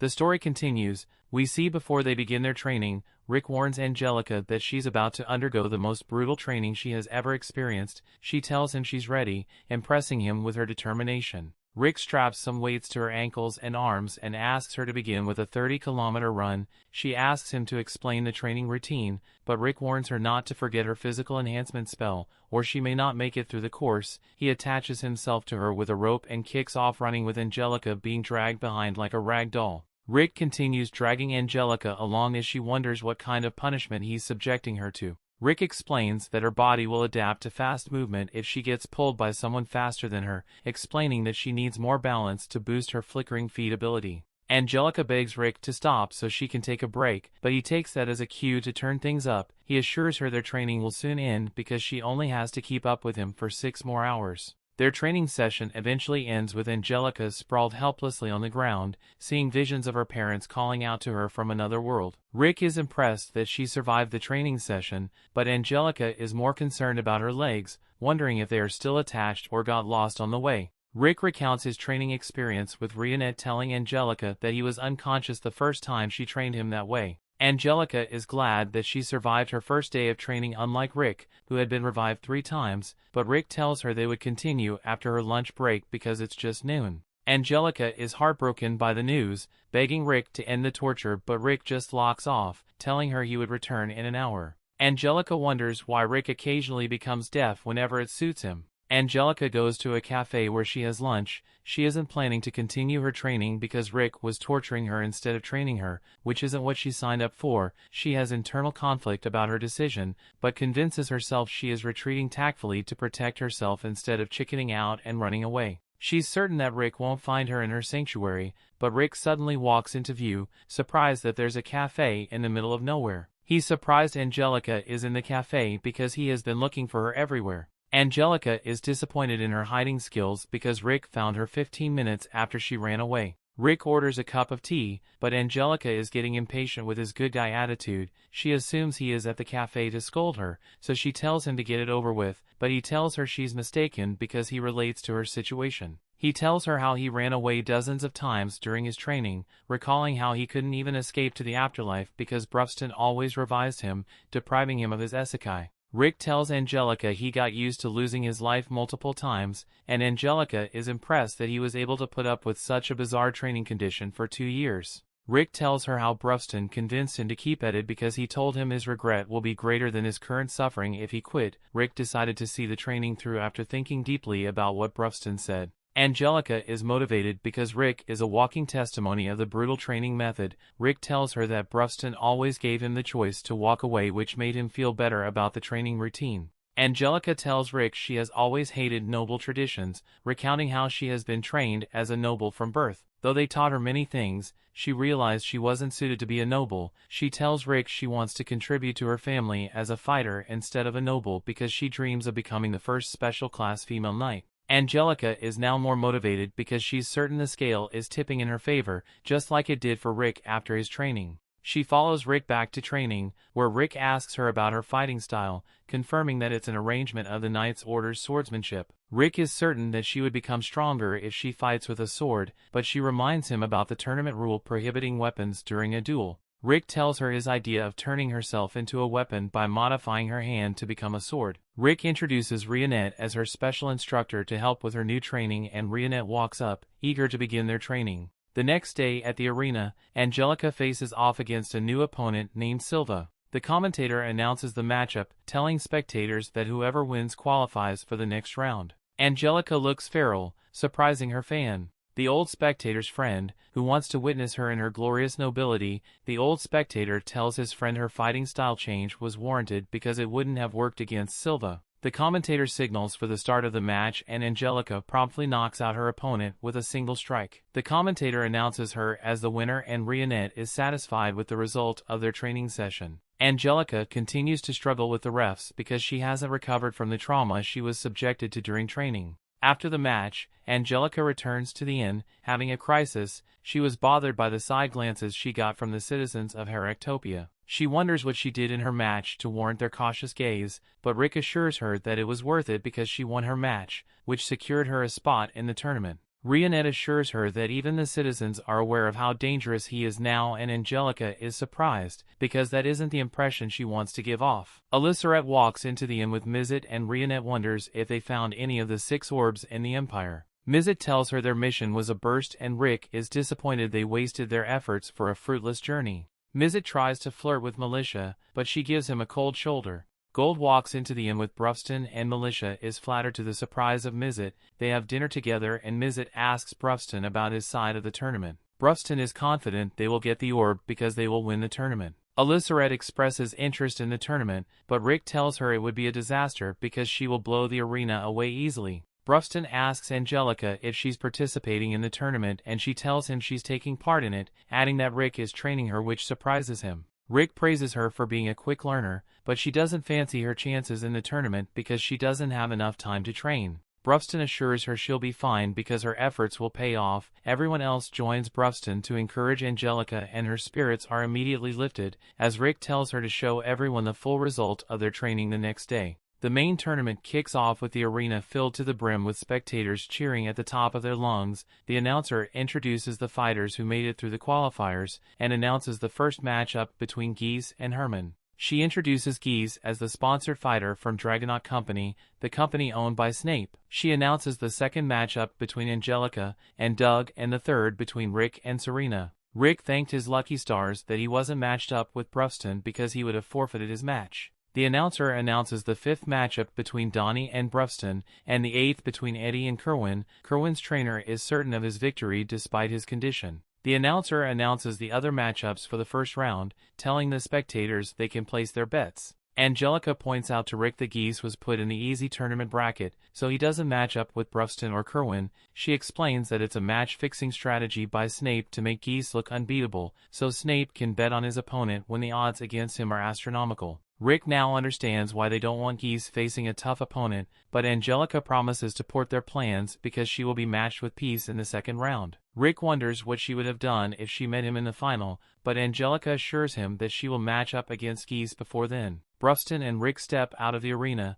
but they are stopped by Kerwin, who expresses surprise to see them at the tournament. Brufston reminds him of their commitment to take the belt from him, and Kerwin looks forward to their attempt to dethrone him as the reigning champion. Brufston walks off and assuring Kerwin they will inevitably meet in the semis. Kerwin's trainer notices Kerwin is thrilled by the challenge because it reminds him of the first time Kerwin stepped into his gym. Back then, his trainer told him about one of the gym members who had reached the top 4 in the tournament, making him eager to spar with him. The trainer set up a sparring match between Kerwin and Garen, the top 4 challenger, but Kerwin was eager to take down the top 4 challenger. His trainer warned him it was prohibited to finish a challenger off. He also told Kerwin weapons and armor were prohibited in the tournament. Kerwin was satisfied with the rules and eager to take down Garen, but Garen won the match. Though he lost, his trainer was impressed by his display despite being untrained. He was certain Kerwin would become the greatest fighter with some training. After losing his first match, Kerwin's attitude changed. He trained harder, yearning for victory against Garen so he could lose to someone stronger and train even harder. Those were the kind of fights Kerwin was looking for. Kerwin eventually won his first tournament after taking out his opponent easily in the finals to be crowned the champion of the King of Fists tournament. It was 6 years ago since he first won the tournament, but his trainer could see a gleam in his eyes similar to the one he saw when he won it. The match between Geese and Herman kicks off, but Geese gets bored as Herman lands baby punches in him. Herman asks him to take their fight seriously as he continues landing his baby lunches, but Geese is unaffected by it. Geese waves him off with a single swing, but Herman regains his feet and continues landing his baby punches. Geese gets annoyed by his persistence and lashes out. Herman tries to get out of the way in time, but Geese accidentally hits him, knocking him out. Geese is announced as the victor, but walks away because he's annoyed by the spectators' cheers. Angelica acknowledges his strength, but Rick points out that something is not right with Geese because he has the movement of an amateur despite being so strong. Angelica tells him it doesn't matter because Geese already gave the crowd the impression that he's strong. Angelica, Rick, and Brufston win their matches, proceeding to the next round. The last match of the first round between Eddie and Kerwin kicks off, and the spectators are eager to observe the spectacle. Brufston and Rick are also eager to see what Kerwin is made of. Eddie tries a feint, but Kerwin reads his movements and knocks him down. Rick figured out that Kerwin already knew Eddie's plan of attack, as Brufston explained that he could perceive his opponent's movement using his sense of smell. Brufston is impressed with his future sending, concluding that Kerwin is strong. An exclamation from the spectators draws their attention back to the match because Eddie knocked down Kerwin. Brufston is surprised that Kerwin, but Reanette explains that he let himself get hit on purpose. Kerwin gets back to his feet and Eddie rushes at him, trying to leave no room for recovery, but Kerwin brings him down with a huge strike, knocking him out. Kerwin is declared the winner, and the announcer expresses excitement for the continuation of the tournament the next day. The next day, Rick and Reanette anticipate Angelica's match against Geese to see the impact of her training. Snape approaches Rick and takes permission to sit beside him to watch the match. Snape tries to act friendly towards Alyssa, but she sees through his act and tells him to drop the pretense. Rick wonders why Snape isn't sitting with the other VIPs, and he tells Rick he wants to witness the match between his fiancée and his brother up close. Geese has a hangover from the previous night because he drank too much. Angelica stops him on his way into the arena, but he doesn't recognize her. She introduces herself as his opponent, which makes him recount Snape's warning telling him not to hurt her face so she looks good during their wedding. Angelica promises to show Geese the result of her training, but Geese laughs off her threat because he's sure her training will amount to nothing. He's certain that though he's never trained, he's still stronger than Angelica. Angelica doesn't believe he has never trained, but he tells her that he ended up with his build normally, assuring her that he has no reason to lie. Geese promises to take Angelica down, but his arrogance pisses her off so much so that she vows to put him in his place. Their match commences and Angelica uses her speed attacks, but they're ineffective against Geese. She removes her strengthening magic to the surprise of Snape and Geese tells her to forfeit the match because the odds are against her. She uses her new blink step skill, combining it with her thread slicer ability to pierce through Geese's thick skin, leaving him stunned. The story continues. We see Snape is stunned because not even the sharpest sword could scratch Geese's skin. Rick and Reanette know better though, because this is what they taught Angelica. A look back shows when Reanette demonstrated the technique to Angelica. It's called thread slash, but Angelica thought that Rick was a psycho for wanting her to learn it. Reanette explained that it's not impossible, since Rick was able to learn it. Rick could never manage to be as precise as Reanette, so Reanette explained that Angelica just needs to feel the wind when she swings her arm. Angelica had a hard time grasping it, but she practiced more than she ever had. She eventually learned to incorporate her other abilities and reimagine the technique in her own style. It's a technique that releases magical energy stored within the body in a short and powerful burst. It takes a huge toll on the body, but the hellish training they put her through makes it seem like nothing to her. Angelica's flick her feet ability allows her to use the technique in a way that only she is capable of. Geese gets annoyed when she uses it again, and he nearly chops her in half. Snape is entertained as the two continue to battle it out, but Geese is done holding back. He sends Angelica flying into a wall and tells Snape that he can't resist doing whatever he wants to such a lively opponent. Angelica refuses to give up, but Geese has seen her flicker ability a bunch of times already, and he can now match her speed. He really hits her hard this time and he mocks her for being mediocre trash. Rick becomes concerned for Angelica, but Snape is glad that he's finally realizing that Geese's strength is unmeasurable. Snape first met his adopted brother when Geese was 8 years old, and he would beat Snape so badly that he couldn't even stand. It turns out that Geese is the person that made Snape retire from fighting. Geese is a perfect prodigy born with every talent needed for combat. He is a true monster. Geese is also a real jerk because he continues to talk Angelica. He says that she is worthless trash and that will never change no matter how much training she does. He also piles on by insulting her parents. Snape knows that Angelica thinks he's trying to rig the match and have Geese lose, but Geese is crazy strong and there's no need for that. Instead, Snape has done the opposite. The odds of a sponsor/competitor winning are extremely low. Everyone bet against Geese, so Snape took those odds and he placed a large bet on Geese to win. The crowd then watches in horror as Geese begins to really beat up Angelica.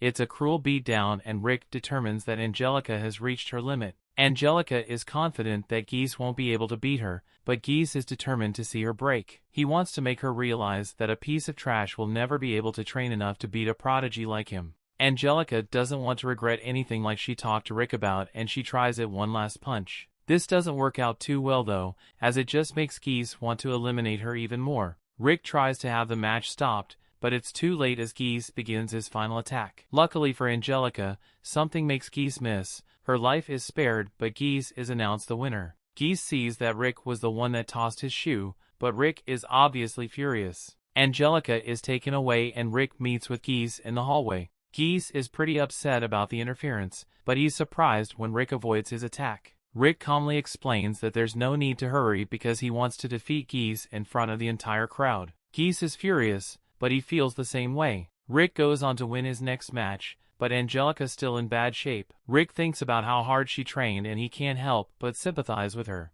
Brufston defeats his opponent with just one strike like Rick did, and Kerwin shows off his immense power as well. This only leaves 4 competitors, and the semifinals will take place the next day. Rick finishes up some training and finds that Angelica has recovered, and he assumes that Brufston healed her, but he warns that any damage deep in the body will still remain. Something is very obviously bothering her, but Rick doesn't even notice, so she explains what's wrong. Rick trained her even though there was nothing in it for him, but she ended up failing. She apologized for wasting his time, and explains that she just wanted to prove that she could walk on her own 2 feet. Angelica convinces herself that marrying Snape won't be so bad, but Rick snaps her out of it. He says that he is the one that should be apologizing because he wasn't able to discern Geese's true strength before it was too late. Rick simply tells her to watch his next match closely so she can see what lies beyond the training she went through. The semifinals finally begin and Rick is set to face Geese. Rick is surprised to hear that Geese wants to apologize to Angelica,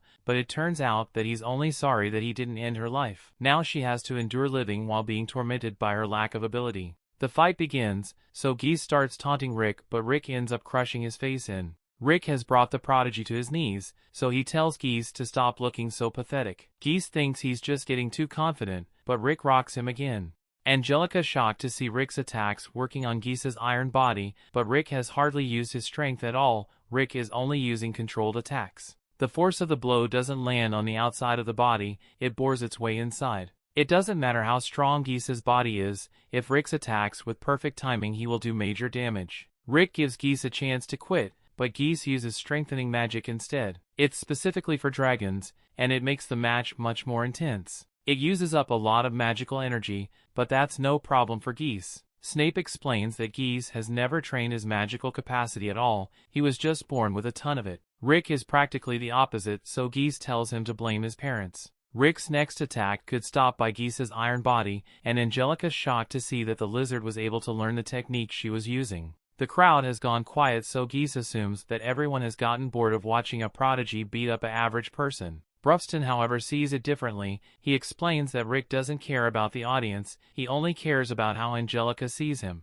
Rick blocks another attack and he's pleased to see that Geese is finally showing some signs of fatigue. Geese is shocked because no matter how much he attacks, Rick never sheds a drop of blood. This is because Rick is using a special technique. It allows them to disperse attacks within his body, so he has hardly taken any damage at all. Geese is insulted because Rick is clearly holding back. Rick explains that he restricted his physical abilities to match Angelica's levels because winning this match isn't the only important thing, he also wants to show Angelica her own potential. Rick has turned this bout into sort of a virtual rematch between Geese and Angelica. This of course infuriates Geese, but Rick tells him to calm down and think about his next attack. Geese irons up his body for his next attack, but Rick just shatters his armor to pieces. Rick explains that Geese has never tried hard enough at anything, so getting this tired is new to him. Snape refuses to believe that Rick surpasses Geese in power, but Rick's team points out that Rick hardly has any ability at all. Rick started training after the time for training his magic reserves had passed, so technically he is less than average. Snape can't understand how he is able to surpass a prodigy like Geese, but Angelica has come to realize why. Rick tells Geese that he isn't used to being tired, so he is no longer able to retain his precision when attacking. Those who work hard continue to push themselves even through fatigue, they keep moving until they can't anymore. The strength a person has after they've exhausted themselves, is there a person's true strength? The brain-dead lizard tries to keep attacking, but it's no use. Rick says that true prodigies hone their skills by putting in a lot of effort, and he has seen this happen with his friends. Geese has always thought he was the strongest person alive, but in reality, he was only running into opponents he could beat. Geese really loses it after hearing this, so he uses the greatest of dragon or strengthening magics. There's practically turns him into a dragon, and Snape reveals that Geese has called on the ancient blood of the dragons. Rick has cut off guard by his power and he is shocked when his next punch does nothing to the beast. It's like Geese is made of metal and his attacks are a lot faster. Geese really lucked out being born with this powerful body, so Rick determines that he won't be able to win. Geese is glad that Rick has come to his senses, but what Rick actually meant was that someone at Angelica's current level can't beat the dragon. This doesn't mean that Angelica should give up, because she just needs to keep training the next time she needs to put her life on the line. Rick then starts adding a few months of training here and they're slowly increasing his own power. He releases 12 months worth of training and he becomes too fast to see. Angelica concedes that she isn't at this level yet, but she can see that Rick is using her flickering feed technique and the really advanced way. This makes her realize that this will be her strength if she continues the hellish training for another year. Rick has taken control of the fight, so he does some more lecturing. He explains that ordinary hard work can't overcome the difference and inborn abilities. It requires the madness to continue to exert extraordinary efforts. It's true that Angelica lost after training herself to death for an entire month, so he questions if she will be able to push herself to do that same hellish training for an entire year if it means she can win. Angelica reminds herself about what Rick said about the regret scale. She is inspired and declares that she was born with a scale to only ever tips in one direction. Rick knocks Geese on his behind and he wonders if the lizard has what it takes to push himself through this current struggle. Unfortunately, Geese hasn't learned a single thing, so Rick decides that he will just have to end the fight. Rick uses the thread slash he is in as precise as Angelica. The attack still manages to defeat Geese, but Rick tells him that he is lucky that he isn't facing the Angelica that will exist in a year. Rick and Angelica smiled at each other, and Rick has announced the winner. The story continues. We see Angelica is confident that she can reach the level that Rick showed her in 1 year, and Rick has declared the winner of his match. Snape is surprisingly calm, and it's because he's actually happy to see Geese get denied. Geese destroyed his life as a pugilist, so Snape doesn't feel bad for him at all. Snape has lost a lot of money after betting on Geese, and he won't be able to marry Angelica now. Angelica mocks him for it, but she's surprised when he nobly accepts defeat. It's finally time for the second match of the tournament that will have Brufston face Kerwin. Kerwin is a 3-time champion, but Brufston beat every opponent he fought with just one punch. Kerwin can instantly how much of a beast Brufston is because he's just standing there, but he still doesn't leave a single opening. The fight begins, so Kerwin starts with a barrage of punches, but the crowd cast in amazement as Brufston pushes him back. Kerwin becomes excited because Brufston is the strongest person he has ever faced, but everyone is horrified when Geese returns to the arena. His dragon blood has made him go crazy, so he goes on a rampage in the stands. The terrifying lizard goes to attack Kerwin, but Kerwin easily stops him and sends him flying. Geese's strength is at the level of an A rank, but Kerwin destroyed him so easily. This makes our group wonder if he has stepped into the realm of S rank. Kerwin is disappointed to hear that his match is being postponed to the next day, but Brufston says that he sends uncertainty in his attacks. Later, everyone goes to eat and they discuss how they just need Brufston and/or Rick to win and they will get the jewel thereafter. Rick isn't there because he went on his 700-kilometer run, and Angelica isn't even surprised by his craziness anymore. Rick gets pretty far from the city and he finds Kerwin training. Rick thinks that Kerwin should be more concerned about exhausting himself before his fight against Brufston, but he doesn't care. Instead, Kerwin wants to spar against Rick. Rick has no choice but to spar and he shocks Kerwin with his incredible speed. Rick is impressed to see Kerwin dodge his punch, so he wonders why he got hit one time during the tournament. Rick knows that Kerwin uses his strong sense of smell during fights, so he wonders if his nose was just stuffy.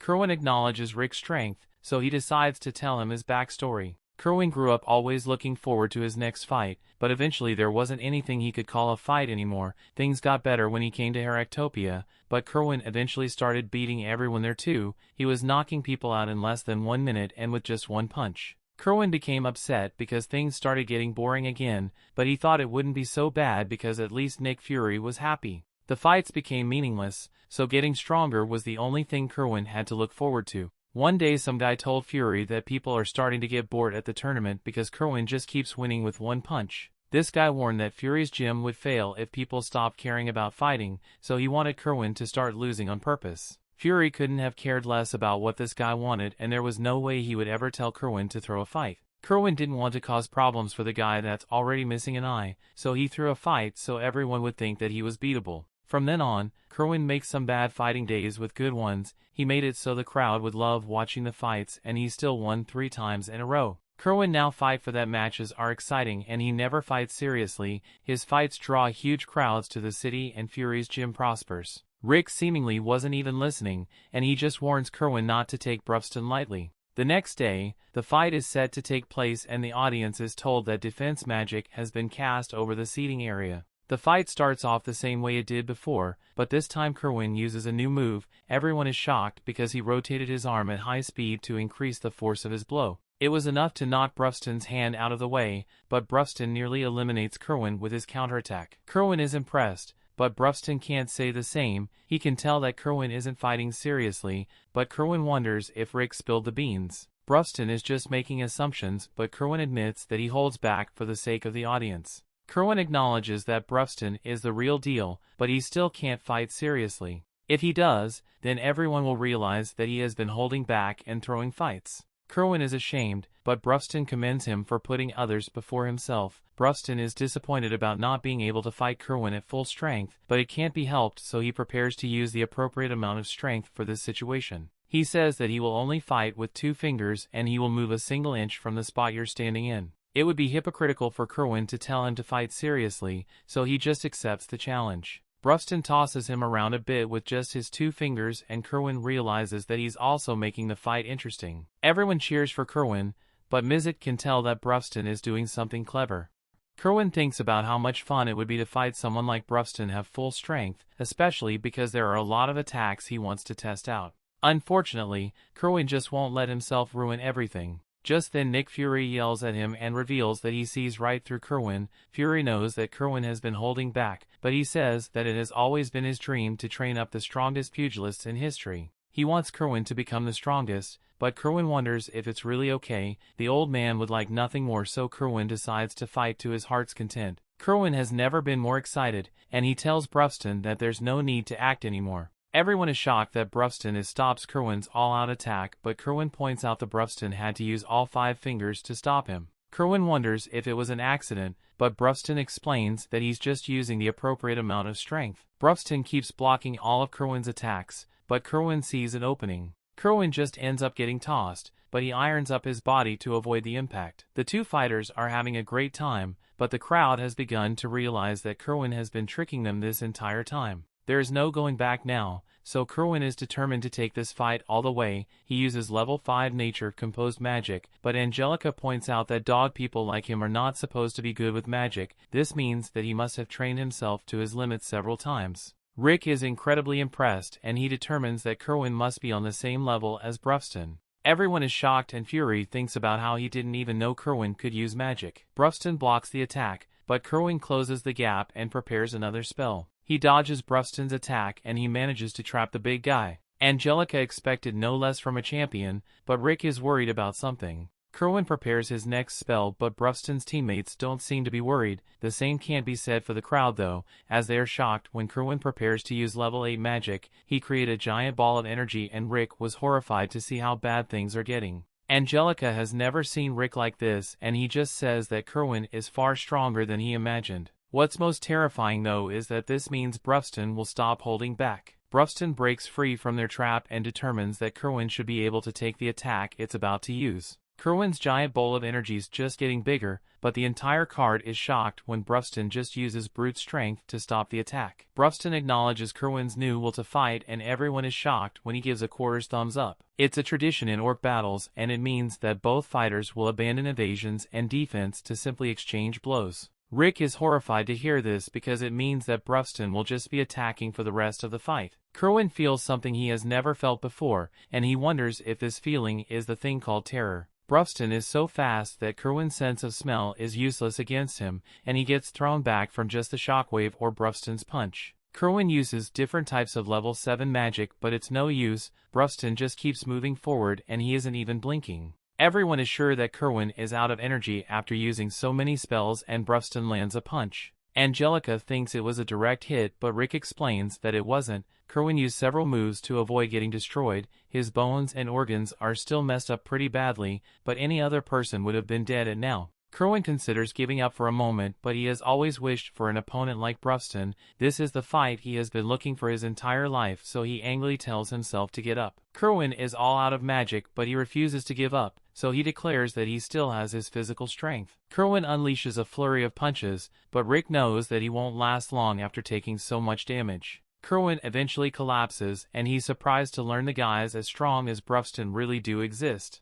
Just then everyone begins to cheer for Kerwin. Kerwin is touched to hear them cheering even after he deceived them for so long, so he stands up once more. The audience goes crazy and Kerwin prepares to throw one final punch. He is out of magic and strength, but he says that this is when it's time to choose away at his own spirit for fuel. Kerwin is covered in flames as he combines several techniques and he unleashes his attack. Everyone watches absolutely amazed by the grand display of power, but this incredible attack does nothing to Bruston. Bruston commends him for the impressive attack and wonders if he has used every last drop of energy he had. Kerwin can only laugh as he realizes that he couldn't even move Brufston, but he says that this fight was the most fun he has ever had in his entire life. Kerwin has earned Brufston's respect, and he shows it by punching him right in the face. Old Man Fury acknowledges that Kerwin has lost, but he still considers him to be the greatest pugilist in history. Kerwin collapses as he's out for the count, but the joy this fight brought him makes him smile. The story continues. We see after Brufston's victory, he heads backstage where he is congratulated by Rick and Angelica. Since Brufston is the one moving on to the finals, their party is now guaranteed to get the jewel no matter the outcome, so Rick plans to just withdraw from the final match since he wants nothing to do with Brufston's fists, but Brufston is actually looking forward to fighting Rick, so he tells someone he's not allowed to withdraw from the match. Brufston then walks off and Rick almost immediately starts losing hair out of fear of the fact that he will have to fight Brufston. A little while later, Kerwin has just been treated and he is reading the newspaper article about his fight. The article says there are people who are angry now that they realize Kerwin has been holding back as the champion all this time, so Kerwin thinks his time as a role model is up, but judging by the fact that the kids outside still idolize him, Nick Fury doesn't think he has to worry about the public hating him for what he did. More importantly, he had no idea Kerwin was capable of unleashing an attack as powerful as what he used against Brufston, and to be honest, neither did Kerwin. He was just so focused on fighting that he came up with it on the spot, but in the end, he still lost the fight. Fury doesn't think it's that big of a deal that Kerwin lost since it just means he has to train, so he's strong enough to win the next fight. Kerwin appreciates the owner looking now for him so much, but he wonders why he is always so considerate towards him, so Fury explains that he thinks of Kerwin as a son, so he would do anything for him. Just then, Brufston walks into the room and he realizes he interrupted a touching moment, but he's already here, so he sits down and asks Kerwin how he's doing. Kerwin tells him that most of the bones in his body are broken, so Brufston offers to heal him, but Kerwin refuses, since this is the first time he has felt pain like this in a long time and wants to shiver a little. Rick had told him that he wouldn't need to worry about holding back against Brufston, and now that he has lost his really looking forward to Brufston and Rick's fight in the finals. At the same time, Snape pulls up to Rick's inn to pay him a visit, but he's surprised to find that Rick has locked himself in his room and Angelica is trying to convince him to come out. He's refusing to leave because he knows he will die if he faces Brufston, and Snape can understand his fears, but everyone is looking forward to seeing him go up against Brufston, so he would really appreciate it if Rick came out. Rick tells him that he's not participating in that fight no matter what because his life is more important to him than the tournament spectators, and if that's how he feels, there's nothing Snape can do to convince him. But before he leaves, he uses his showman voice to talk about all the hard work and money that was put into this tournament, and how it will all go to waste if Rick backs out of the finals. As Snape walks away, Rick feels pretty guilty for letting everyone down, and Angelica tries to convince him to come out by telling him it's fine if he dies since he can just be brought back to life, and technically she's right, but she doesn't know how bad it feels like to die, so she has no right to telling him to go face certain death. Rick tells her she wouldn't understand how scary it is to fight Brufston, and Angelica finally gives up on trying to convince him, but she says she has lost respect for him as a teacher. Once she leaves, Mizet asks Rick if he remembers how Brufston had a training plan ready on the first day he joined the party. Rick had really thought about it, but it really was strange that he just had that pretty made, so Mizet explains that the training plan was one Brufston developed a long time ago in order to train someone to fight an equal footing with him. Orcs have a culture that revolves around fighting, and through their fists that they are able to relate with others. However, since Brufston is so strong, he has never been able to have a real fistfight without straight up killing his opponent. That's why he dreams of one day fighting someone of equal strength. Rick is free to withdraw from the tournament if he really wants to, but Mizet reminds him that Brufston is really looking forward to it, so it would be nice if Rick could give him a good fight. Rick has a flashback to the day Reanette first introduced him to Brufston, and immediately after shaking his hand, Brufston could immediately tell that Rick had no training in martial arts, and he had the lowest amount of mana possible. Rick was surprised that Brufston could learn that much from just a handshake, but Brufston went on to tell him that he lacked the qualifications to be an adventurer with his current strength. However, it doesn't mean it's impossible to accomplish. He just wanted to warn Rick that he would need to train over 100 times harder in order to compensate for his lack of ability. Back to the present, Angelica is still pissed that Rick is so scared of fighting Brufston and calls him pathetic. Mizet is disappointed as well, but he can understand why Rick doesn't want to do it because no sane human would ever willingly train the Brufston let alone fight him. Angelica asks Brufston's training routine was really that bad, so Mizet tells her that it was absolute hell for Rick, and it's a miracle that he didn't lose his mind after enduring so much pain, although he did go crazy a couple of times. Angelica is starting to understand how rough Rick had it since he was put through such grueling training and he doesn't even have the skill. However, Elisarette interrupts her and informs Angelica that Rick actually does have a skill, which surprises her a lot since she has never seen him use any kind of skill before. Mizet explains that the conditions to activate the skill are difficult to meet, and the skill takes a massive toll on Rick's body, so Brufston forbade Rick from using it since he can't control it. Later that evening, Reanette goes to see Rick and he asks her if she thinks he is pathetic for avoiding his fight with Brufston. She assures him that she doesn't think he is pathetic and she understands why he doesn't want to do it. But with that said, she would like him even more than she already does if he finds the courage to face Brufston, even though he doesn't have to. The next day, the tournament is about to begin and the excitement is high in the crowd. The announcer begins listing off the prizes that will be awarded to the winner of the match, including a lot of money, precious stones, and tickets for a couple's trip to a hot spring. Reanette and Angelica go to check on Rick to see how he's doing, and Angelica asks if he's okay to Rick says he is totally fine, but his face shows that he is still completely terrified. That's when Reanette walks up to him and says she will personally give him a reward if he does well against Brufston, and from that moment forward, Rick was locked in. Rick heads out to face Brufston and he tells him that he will give this fight everything he's got, so as the match begins, Rick charges at Brufston to attack faster than the eye can see, and by the time he has done, he has successfully inflicted a wound on Brufston and made him bleed.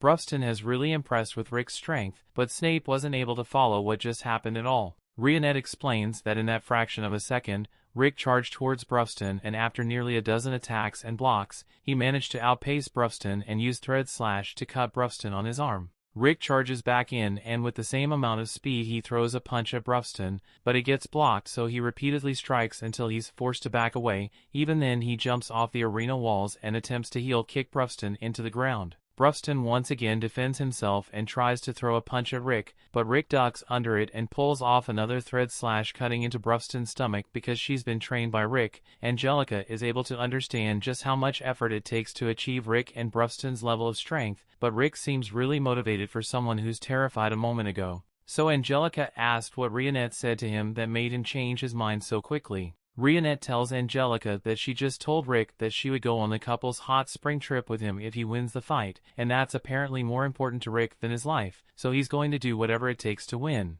Angelica is flustered because a couple's trip means Rick and Reanette will spend the night together, and Reanette is perfectly fine with that, so Angelica decides to just focus on the match for now. Since Rick has been earnestly fighting since the match began, Brufston decides to fight at full strength as well, so he moves his arm back and prepares to throw a punch, and it's so powerful that Rick is forced to jump out of the way. That singular punch was more powerful than level 5 magic and Rick is reminded why he was so scared to face Brufston in the first place, but he doesn't have any time to rethink his decisions as Brufston throws several more punches at him all at once. Rick does his best to evade them all, but while he was distracted by the punches, Brufston snuck up behind him and is about to land a clean punch on Rick, but just before Rick got hit, he activated his air cushion spell to redirect Brufston's punch away from him. He's already impressive enough that Rick was able to block Brufston's punch with a level 1 spell, but it's even more impressive that he cast a spell without pause to gather his magic or say an incantation.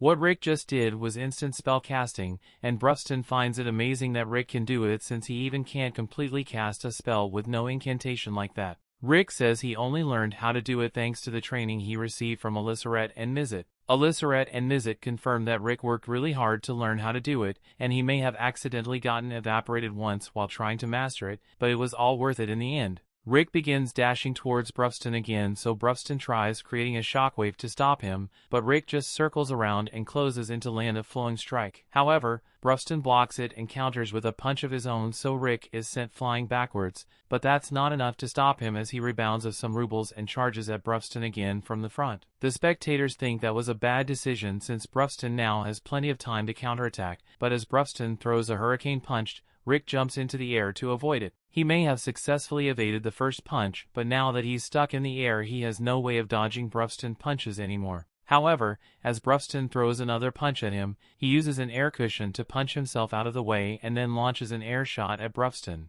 Once the dust settles, Brufston is still mostly unharmed. Before the fight continues, Bruston speaks up and compliments Rick for how strong he has grown in the 2 years that they'd known each other. The training Bruston put Rick through was really effective, but it was all thanks to Rick's strength and mental fortitude that he managed to complete the regimen, and he's proud of him for that. Bruston never gives empty compliments, so Rick knows he genuinely means what he said, but that was more like something a master would say to a student, and Rick knows Bruston wants to have a fight with someone equal to him. He tells Bruston that Mizet and Elissaret told him about his dream to fight an equal opponent, and Bruston is a bit embarrassed, but he tells Rick that Elissaret and Mizet were exaggerating. He does want to have a good fight on equal terms, but he wouldn't go so far as to say it's a dream. Be that as it may, Rick wants to show his gratitude for all the passion Bruston put into training him, so he says he will fight Bruston with the utmost respect, so he can have the fight he has always wanted. Bruston smiles and says it is fortunate that he got to meet Rick, and since Rick is already a member of their party, he thinks it is time to tell him about the history of Orichalcum Fist. The story continues. We see 46 years ago, when Bruston was still just 5 years old, became apparent to him that he was different from the other orcs around him. Not only was he stronger, he was also much smarter than them, so he could never truly relate to his brethren. To fix this, he tried teaching them things like how to make a fire or how to build a house, and through his efforts he successfully advanced his orc civilization. But as a result, the other orcs soon began treating him like a god, so he was even more isolated thanks to his new status. One day during particularly heavy storm, Bruston just happened to be away from his pack for a while, and the time he was gone, every single one of them died in an accident caused by the storm. Bruston was left speechless once he saw the aftermath, but not because he was unable to save his people, it was because he felt nothing, even though his entire family lay dead at his feet, and that was when he realized that he was truly alone in the world. Later on, Bruston was reading a book by the fire after having killed a wyvern, but all of a sudden a man runs out of the bushes and tries to attack him. Bruston is able to jump out of the way easily, and this surprises the man as orcs usually aren't so mobile. On top of that, he notices that Bruston was reading a book and even killed the wyvern that was terrorizing the local village. The man is out here because he accepted a quest to exterminate the orcs that live in these woods, but Bruston seems like a calm and reasonable orc, so he apologizes for the sudden attack. Bruston says it's fine since he's used humans attacking him, and the man finds Bruston interesting, so he wants to have his seat with him and chat. After a long talk, the man now knows Bruston's life story and how he's struggling with loneliness due to his outstanding capabilities. More than anything, Bruston wants to be able to have a fight with someone who is just as strong as him, but he knows a dream like that is never going to come true. The man understands the feeling since there's a dream of his that he hasn't been able to make come true yet, and Bruston is curious, so the man elaborates. He says he once fought alongside a hero named Yamato, although in this day and age was more like a legend. Bruston had actually read the book about the legends of Yamato a while ago, but the story is said to have taken place 200 years ago. The man is glad to hear Bruston has read the book because it turns out that he's the one who wrote it in the first place, and everything described about the adventures of Yamato and his party is 100% true. That means the dream the man was talking about earlier involves defeating Kaiser Alsapiet, and that's quite the challenging goal, but it might bring Bruston a step closer to meeting someone as strong as him, so he decides that he will make it his mission to defeat Kaiser Alsapiet as well. With that, the two formed the Orichalcum Fist party, and as time went on, strong people began to join just as Bruston hoped. Each of them had their own particular strengths, but what Bruston saw was a person he could have a good old-fashioned fist fight, and none of them could do that for him. That's what drove him to develop a training plan to help them achieve the required level of strength, but Mizet took one look at it and told Bruston that there's no one on Earth who could survive a training routine like that. Bruston realized Mizet was right, so he gave up on his dream having an equal fight. But right now, a man who can rival his strength is standing before him, and he couldn't be happier. Bruston apologizes for interrupting their fight with his long story, but Rick starts reflecting on all the time he's been training with Bruston. But Bruston really wants a fist fight, but so far Rick has been fighting using threads, slashes, and air shot magic. He recalls what Bruston told him about the quarter thumbs up tradition among orcs, and how it means he will abandon all attempts at defense or evasion to focus solely on trading blows. And though Rick may regret this later, he extends his hand to give Bruston the quarter thumbs up. Bruston is shocked when he sees this, and internally, Rick is apologizing to both himself and Reanette because there's no chance he's going to win, so he won't be able to go to the hot spring with Reanette. Reanette doesn't seem to mind though, since she finds it sweet that Rick wants to make Bruston's dream come true. Bruston returns the quarter thumbs up and both he and Rick throw full horse punches at each other's faces. The force of their fight is so intense that it is starting to destroy the barrier around the arena, and it'd be terrible for everyone here if that happened, so Mizet asks Alysseret to help him out with a little bit of her magic. Alysseret happily agrees to give him a boost, fully cast his spell, and once he has done, everyone in the arena has been teleported away so they don't get caught up in the chaos that is about to unfold, although Mizet left Kerwin here since he is strong enough to handle any fallout. Kerwin runs over and asks what happens, so Mizet explains that he just sent all the people outside so Rick and Bruston won't have to worry about causing fatalities. Soon after, the barrier around the arena shatters, and the force from Rick and Bruston's punches has started creating many explosions. In terms of number, Rick has landed more punches, but in terms of power, Bruston's punches are several levels stronger than Rick's are, and it's starting to show since Rick is suffering a lot more damage than Bruston is. Rick lands another punch, but immediately after he gets knocked back by a punch from Bruston, and he does a backflip into a faceplant because of it. As he struggles to get back to his feet, Rick thinks back to his training and he refuses to let this fight end like this. He charges at Bruston again with a punch and Bruston encounters with a punch of his own, so the fight continues. They both connect with each other's faces and Bruston is starting to really enjoy this,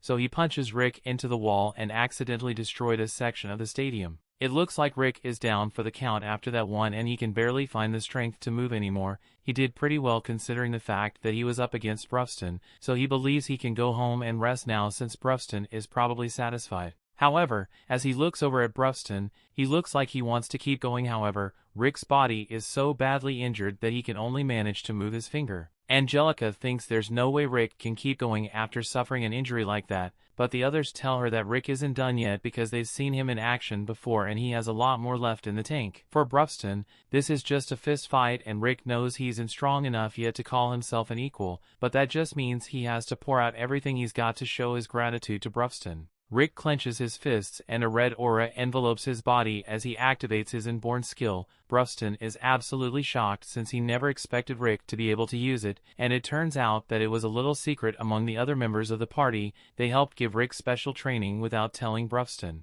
So now, Rick is able to control his ability to an extent, and he knows what the conditions to activate it are. The activation condition is for Rick to be ready to exceed his limits against an opponent that is far stronger than him, and the energy used to activate isn't magic or physical strength, it's the power of his will. From this moment onwards, Rick is truly an equal to Bruston, so things are going to get a lot more interesting. Rick charges at Bruston and delivers with a punch several times more powerful than before, and Bruston counters again, but this time Rick isn't blown away and continues trading blows with him. As Bruston is fighting, he realizes that he has been looking at things the wrong way in this entire time. He thought having a fight with someone on his level would make him feel less lonely, but in true, Bruston hasn't been alone for a long time. He realizes now that he has friends who are willing to go a long way just to make him happy, and that means a lot to him. As the fight drags in, both Bruston and Rick are beginning to run on the energy, so their fatigue is taking the toll on them. The next hit is going to be the deciding factor of this fight, so Bruston and Rick both prepare every ounce of power they have in charge at each other before delivering one final headbutt.